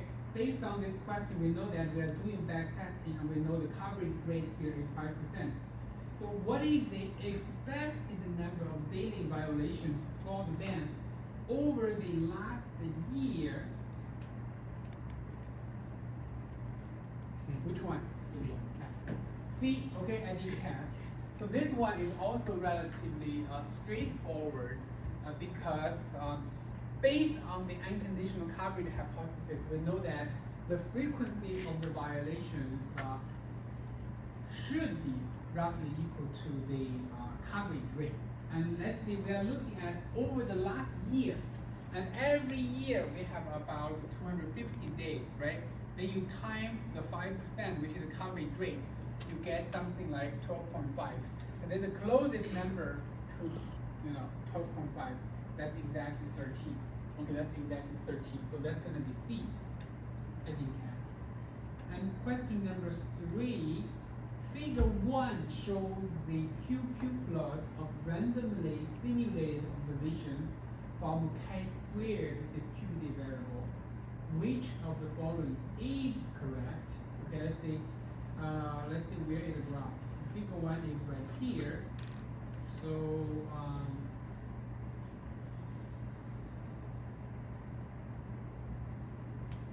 which one? A, B, C, D. C as in cat. Okay? And this is basically the non-normality lecture. Okay, the non-normality lecture. So basically, you know that a more formal way for us to detect non-normality is by looking at the QQ plot. Okay? And we all know that the stock market returns on the QQ plot looks like this. Okay? And that is what we meant by Fetter left tail and the Fetter right tail. Okay, meaning the observations at left tail are happening more frequently than suggested by the normal distribution. And similar things holding for the right tail. Okay? And then for this figure 1, obviously, the right part of the figure is similar to a stock market pattern, meaning that the right tail is Fetter. Okay? But the left tail is exactly opposite to that of the stock market. So basically the way to understand this question is that if you have ideas about how the stock market QQ plot looks like, for the stock market it looks like this, right? And we interpret this as Fetter, we interpret this as Fetter. And if you compare this graph with this one, then you know that, okay, the right tail is similar to the stock market return, that means Fetter right tail, and the left hand side is exact opposite, meaning that it's going to be thinner left tail. Okay, so therefore this question, the answer is going to be 2 and 3, that is C as in cat. Okay, any questions with that? Pretty straightforward question. Okay, and the next question is also a QQ plot kind of question. So you make a QQ plot of the following variables against the standard normal distribution. Which of the following variables deviates the most from the straight line in the QQ plot? Which one? C, okay, C as in cat. So I think A and B, they can be excluded right away because we know that as long as it is a normally distributed variable, regardless of the standard deviation, it's always going to be a straight line. Okay, it's always going to be a straight line. So then the question, the answer comes down to between C and D. Okay, and then we know one attribute of the student T distribution is that the smaller the degree of freedom, the more or the larger the deviation from normality. Okay, we learned about this pattern, okay, in your third question on your second project. Okay, so basically in that question we know that the degree of freedom will range between 2 and positive infinity. Okay, and getting closer to 2 meaning larger departure or more departure from normality. Therefore, this question is asking you which one is deviating the most from the straight line in a QQ plot. So the answer is C as in cat. Okay, C and D hat. And the next question, which of the following statements regarding the leverage effect is not correct? Let's take a look at that. I think I have this question on your midterm, right? You guys still remember the question on midterm? No, okay. So basically, this is the same question I put on the midterm. Okay, so basically, which of the following regarding the leverage effect is not correct? So the leverage effect, okay, so answer for this one is which one? A, okay, A as the apple. So basically, the leverage effect says nothing about how the equity and bond market are co-moving. Okay, the leverage effect refers to the phenomenon that very large downward movements in stock returns oftentimes will lead to or is associated with spike in volatility in the future. Okay, and we can actually introduce or improve upon the classic version or the baseline version of the Gartner model to account for the leverage effect. So B is the one example. Basically, the nonlinear Gartner model can account for the Gartner effect, the leverage effect. We talked about this in the lectures. And C here says the leverage effect refers to the Stellat effect that the negative equity return often causes higher future volatility. So that is correct. The D says a decrease in equity price mechanically increases the financial leverage of firm, which makes the equity riskier. Okay, this is also correct. Okay, so basically A is not correct, but A is in terms of the phenomena that is true, but this is not the leverage effect. Okay, so that's why the answer here is A. Okay, we have another backtesting question. A bank is backtesting a daily 5% bar. Okay, it's still a 5% bar. And which of the following heat sequences most likely fail the independence test? Okay, this is the multiple choice question. Obviously, you don't have to, calculate the likelihood ratio, so on and so forth, for you to figure that out. Okay, all you need to do is to count the number of the pairs from the heat sequence and get the answer. So which one? Which one? D, right? D as in dog. Okay, D as in dog. So the reason is because we have two 1-1 pairs in this heat sequence. Basically, this is the 0, 1, 1, 1. Okay, and then 0, 0, 0, 0, 0, 0. Okay, so basically in this heat sequence, we have two 1-1 pairs. You see, we have two 1-1 pairs. So that and in all others, okay. For example, in A we don't have any 1-1 pair. In B we do not have any 1-1 pair. And in C we have only one 1-1 pair. Whereas in D we have two 1-1 pair. So across all the choices we are faced with here, D has the largest number of 1-1 pairs. So that's why it's most likely to fail the independence test. That's the most likely. And then question number 7, which of the following statements is not true regarding the risk matrix model and the Gartner model? Okay, so let me take a look. Which one? Dog. Okay, D as in dog.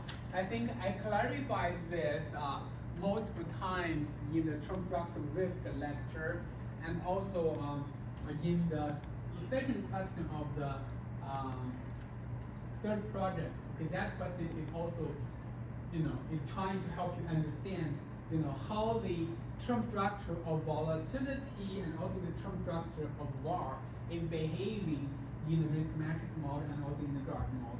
Okay, so basically we know that when it comes to the term structure risk, okay, the rule of thumb, okay, applies to the can apply in a very accurate way to the volatility of the risk matrix model.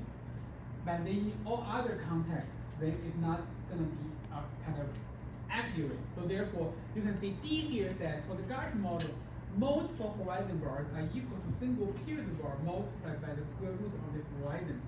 That's not going to be an exact rule. Okay, it's only a rule of thumb. Okay, it's not exactly equal to. So therefore, the answer here is B. Okay, the answer here is B. And then A and B is talking about, you know, which model has a well-defined long-run unconditional variance of volatility. Obviously, we talked about this in the Garch model lecture, and we know the risk matrix model does not have a well-defined long run, whereas Garch model does have. Okay, so you can see question number 7 here is a particular example that it's very hard to disentangle the content we covered before and after the midterm. Okay, so you can see in this question, so A and B is from the first half, and C and D are from the second half. So basically, it's very hard for them to disentangle. But you can see from the whole picture of this kind of practice final, the majority of the questions, they are still from the second half.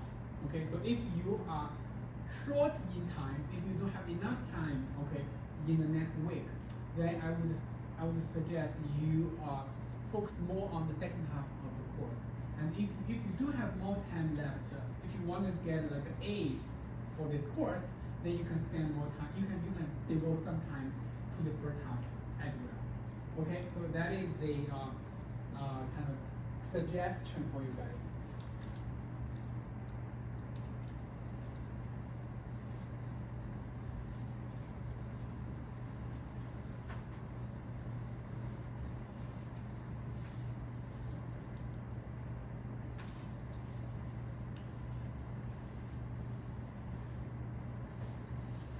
Okay, and then we have 3 analytical questions. Okay, 3 analytical questions.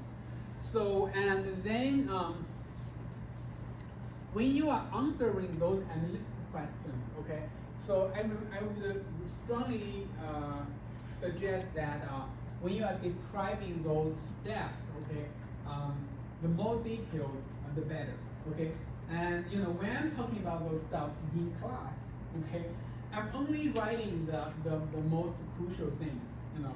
But you know, when I'm writing things on web, I'm still talking, right? So basically, what I would recommend is that you not only not only have to write down the tables, the graphs I write down on the whiteboard. You also need to be able to tell, okay, the grader or tell me, okay, what do you have in mind or your thought process. Okay, basically what I'm talking about here. Okay, so let's take a look at the first question. So describe the future Taylor simulation approach to estimate VAR. Okay, to estimate VAR. So this question is very kind of, I would say it's very simple. Very simple. It's like, you know, very straightforward. Okay, so and then if you're taking notes very carefully during the lectures, then you know the 4 steps involved in estimating VAR based on the Taylor simulation approach, right? So first you need to write down the context or the setting of this approach. So basically, you have historical data. Okay, you have historical data, and then you are trying to estimate the VAR associated with the return of RT plus 1. So you are basically trying to estimate the VAR associated with the return of RT plus 1. Okay, and then the first step in using the future Taylor simulation approach is that you need to estimate a gauge model. Okay, you need to estimate a gauge model. Almost specifically a gauge 1-1 model. And then the estimation will give you the estimate of the parameters, specifically the omega, the alpha, the beta. It will also give you a time series called sigma t. Okay, and this is what we call the weighted volatility time series. Okay, and then with the 2 pieces of the information, you are able to come up with the forecast of the volatility, which is sigma t plus 1. Okay, this is going to be equal to the square root of the omega plus alpha RT squared plus beta sigma T squared. Okay? And of course, when you are estimating the Gaussian model, you need to have a window. You need to choose a window of a certain length to do that. Okay? You need to choose a window of a certain length to do that.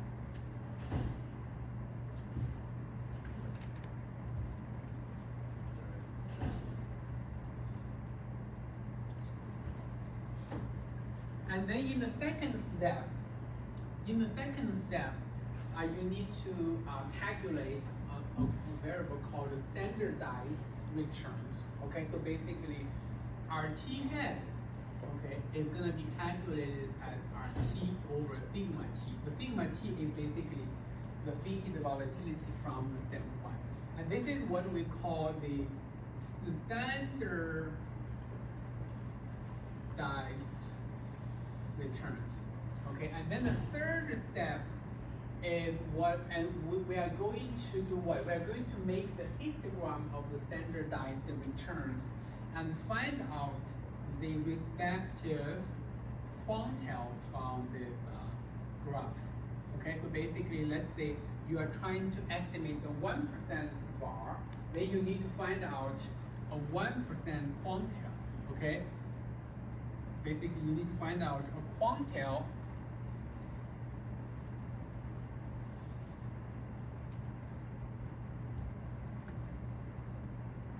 of the RT head. This is basically the RT head histogram. Okay, this is the RT head histogram. You need to find out the quantile of the RT head from this kind of histogram. Then the very last step is the most crucial one. Okay, and this is where you calculate the var. The filtered historical simulation version of the var is going to be equal to the RT head quantile you get from here, from step 3. Then you need to times sigma T plus 1 you get from step 1, and then you wanted to put a negative sign in front of it because this RT head quantile is most likely to be a negative number. Okay, and then you put a negative sign in front of that, then the total quantity here is going to be positive. Okay, it's going to be positive. Okay, so we are not doing anything new here. Okay, I'm just talking about the stuff we covered in the non-normality lecture, or in other words, the first lecture after the spring break. Okay, after the spring break. Let me think, when was that? 25th of March. Okay, not like not even 1 month ago. Okay, so basically this is something we talked about in that lecture. Any questions?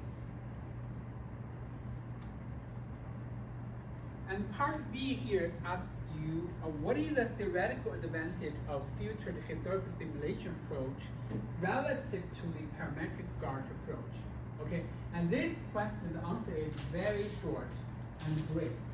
The theoretical advantage is that this approach has the potential to capture the tail risk. Okay, so that's it. Very short.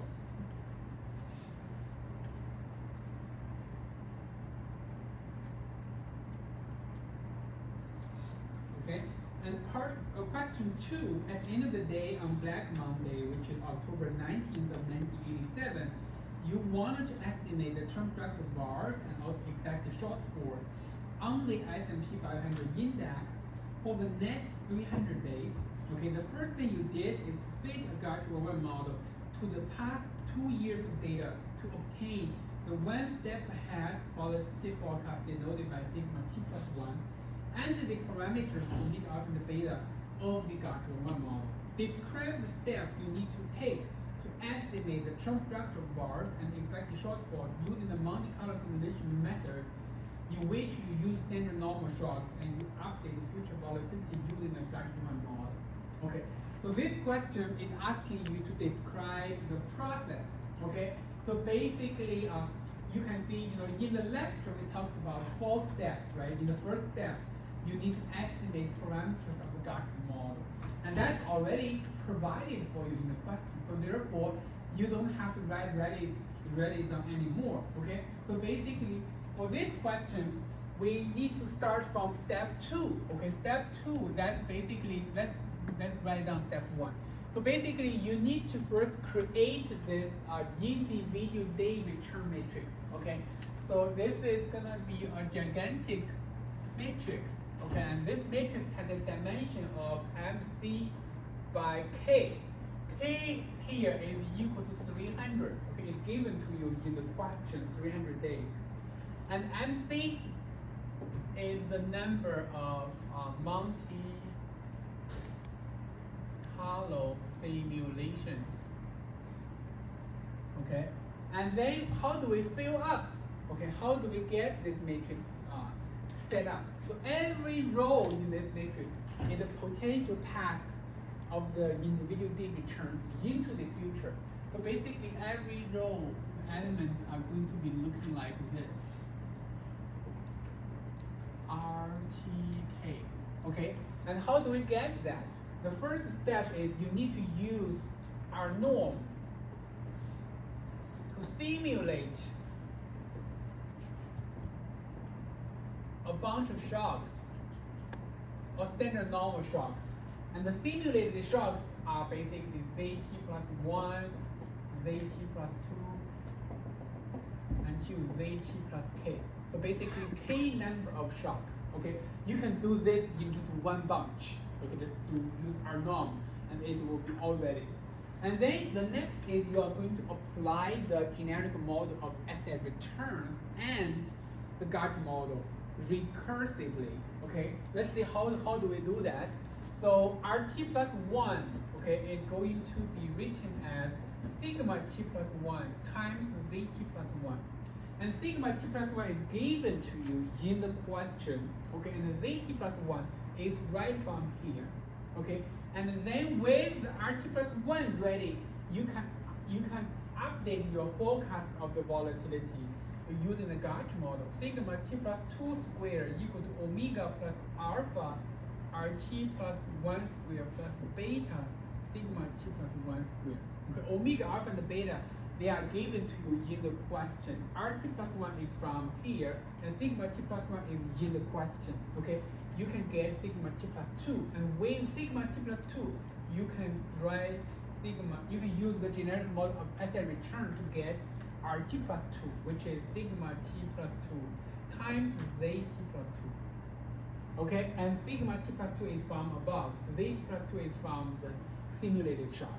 Okay, and the next one is going to be sigma t plus 3 squared equal to omega plus alpha RT plus 2 squared plus beta sigma t plus 2 squared. Okay, you can see all the information on the right hand side here is already provided above. Okay, so basically you need to write this down recursively, apply the two models recursively until you get RT plus K, okay, which is equal to sigma T plus K times ZT plus K. Okay, and then this is RT plus 1, this is RT plus 2, and this is RT plus K. And all of those you put it right here. Okay, you put it right here. And then you are going to repeat this process MC number of times so that you can have this matrix completely filled up. Okay, so basically every row here, they look like the same. Okay, they look like the same. Okay, but numerically they are not the same because the numeric number will depend on the simulated shocks.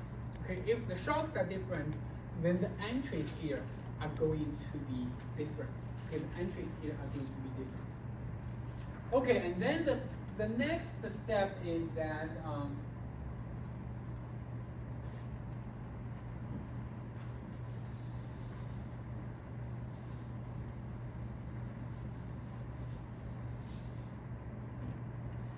second step is you need to convert this individual day return matrix to a cumulative return matrix. Okay, to a cumulative return matrix. So basically, this is also a gigantic matrix, has a dimension of MC by K. But the elements or entries in this matrix are cumulative returns corresponding to each column. The horizon are corresponding to each column. So basically, on the first column, that's going to be the cumulative return for the next 1 day horizon. That's exact RT plus 1. Okay? And for the second column, that's going to be RT plus 1 plus RT plus 2. Okay? Because that's the cumulative return for horizon 2. And then horizon, and then column K, that's basically the cumulative return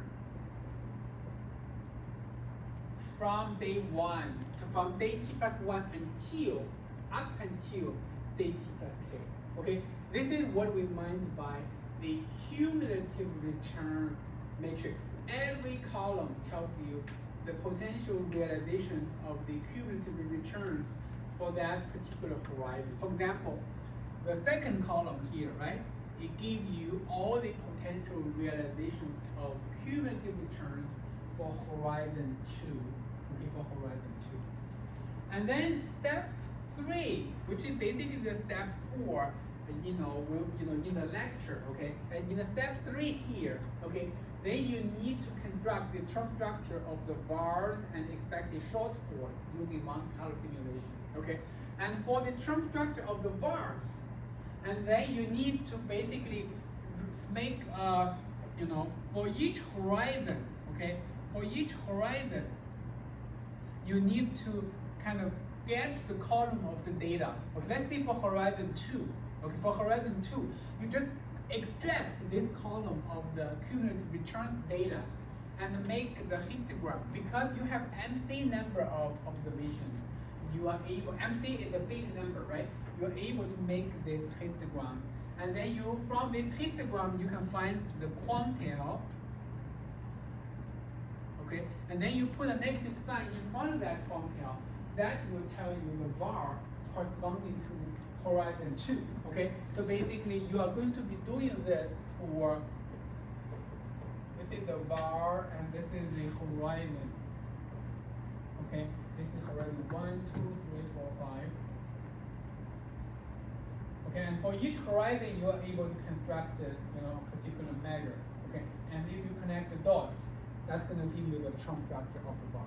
And you know how to get each one, right? Basically, for each horizon, you get the corresponding column, and then you make the histogram, and then do that.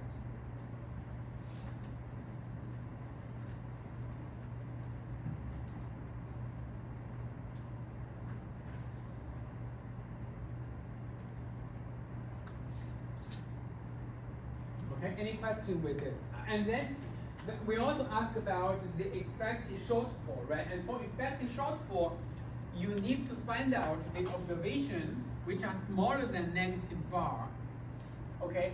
And then take the average and then put a negative sign in front of that average. That's gonna give you the expected shortfall. And again, you can construct this kind of curve.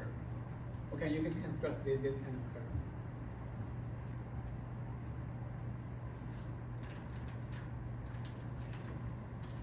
Okay, and if no questions, let's quickly move on to the very last question.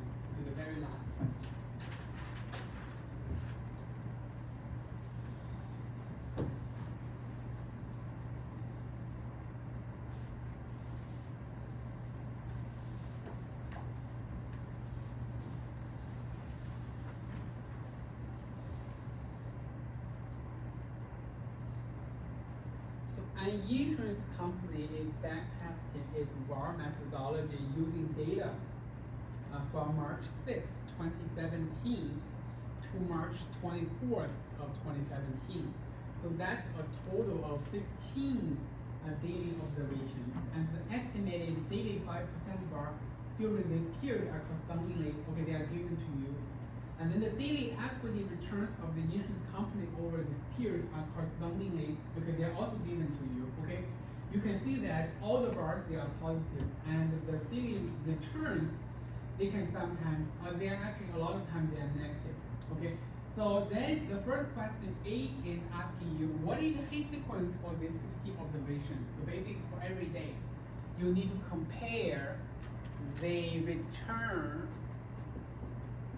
with negative var. Okay? And the larger meaning that's gonna be a 0, and smaller or equal, that's meaning a 1. Okay? And that's how we figure this out. Let me see what is the sequence that I have figured out. For day 1, that's a 0. Okay?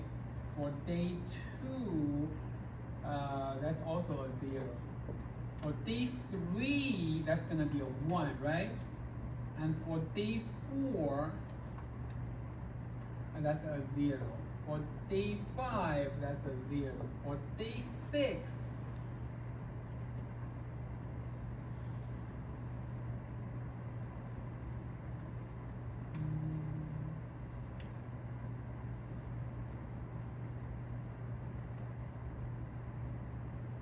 that's also a 0. Okay, and day 7, 0. Day 8, 0. And day 9, 0. What about day 10?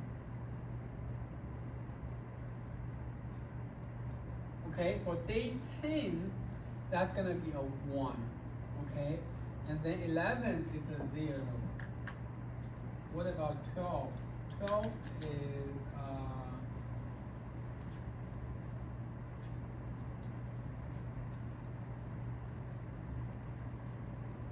12 is also a 0. I think for all the others are basically 0.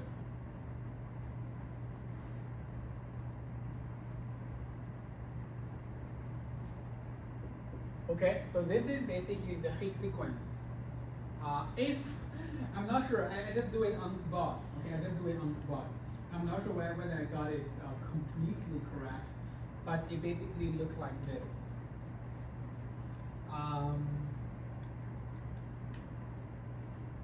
Okay, so any question with how we get here?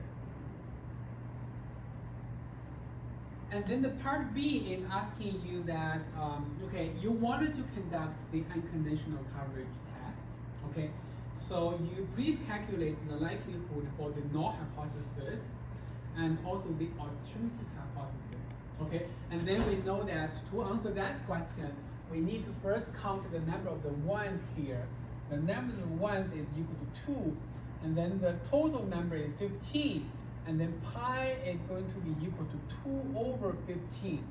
And the coverage rate is 5%, okay? Then the likelihood under the norm, that's gonna be equal to 5% raised to the power of 2, and the 95% raised to the power of 13. 13 is basically T0, okay? So T0 is equal to 13. And then you are going to get a particular number using your financial calculator to figure that out, okay? And the likelihood under the alternative, that's basically pi raised to the power of T1. 1 minus pi raised to the power of T0. So that is 2 over 15 raised to the power of 2. And 13 over 15 raised to the power of 13. And you can figure out another number. And you can figure out another number. Any question with this calculation here?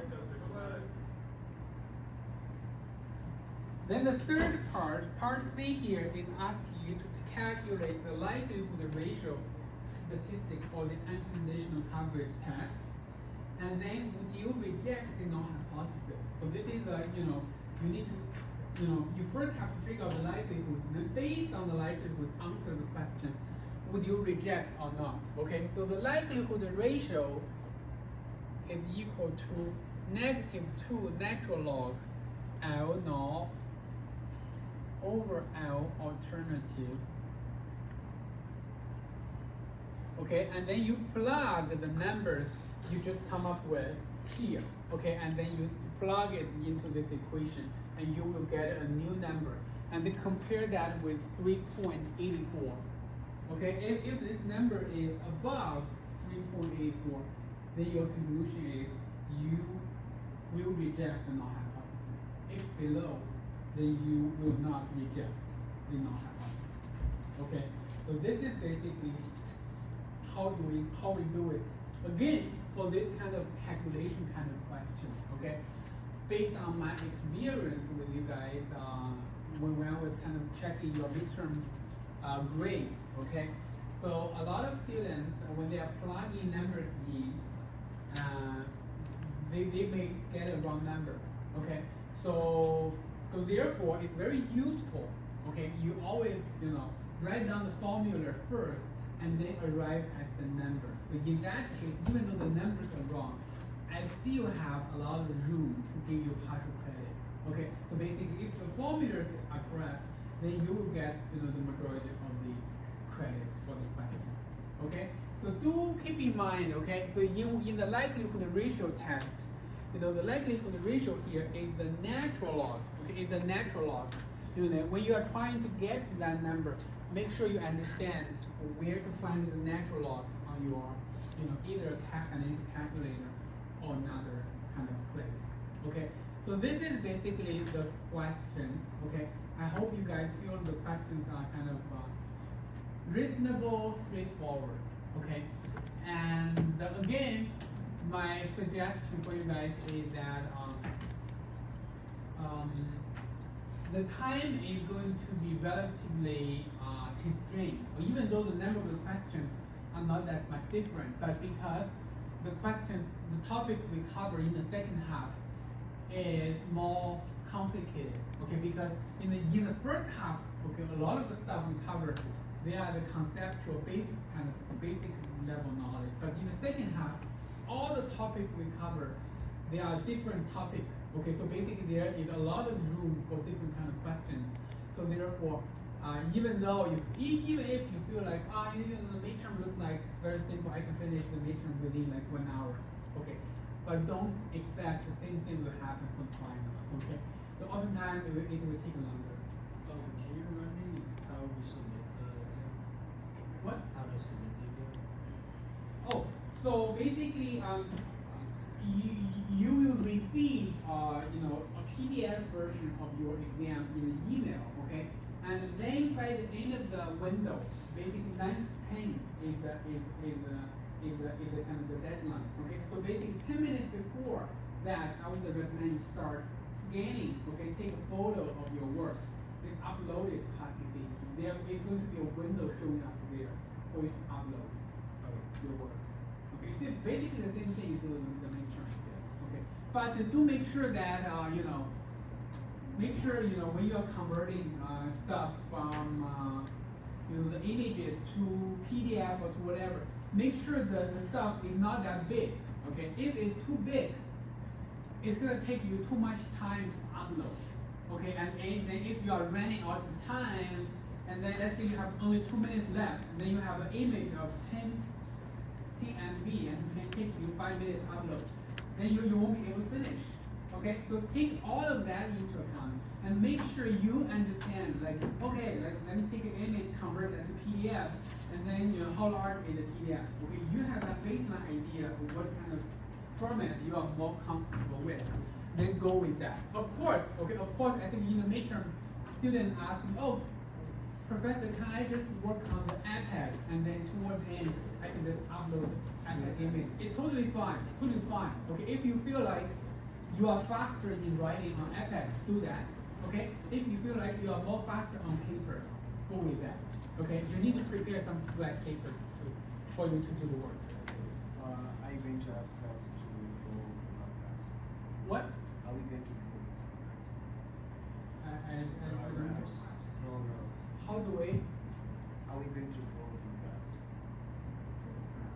How do we? Draw graph. Draw graph. Does the Oh, how do you guys draw graphs? Are we Is that going going to to be on the exam? We have to draw a graph. We have to. Oh, whether, let me see. I haven't completely finished the final exam yet, but likely. I can only tell you it's likely. So it's not finalized yet, but likely there might be asking you to make plots. Any questions before we move on? Okay, so So if that is the case, I wish you get that in the final. Okay, still at online actually. Okay, on Zoom.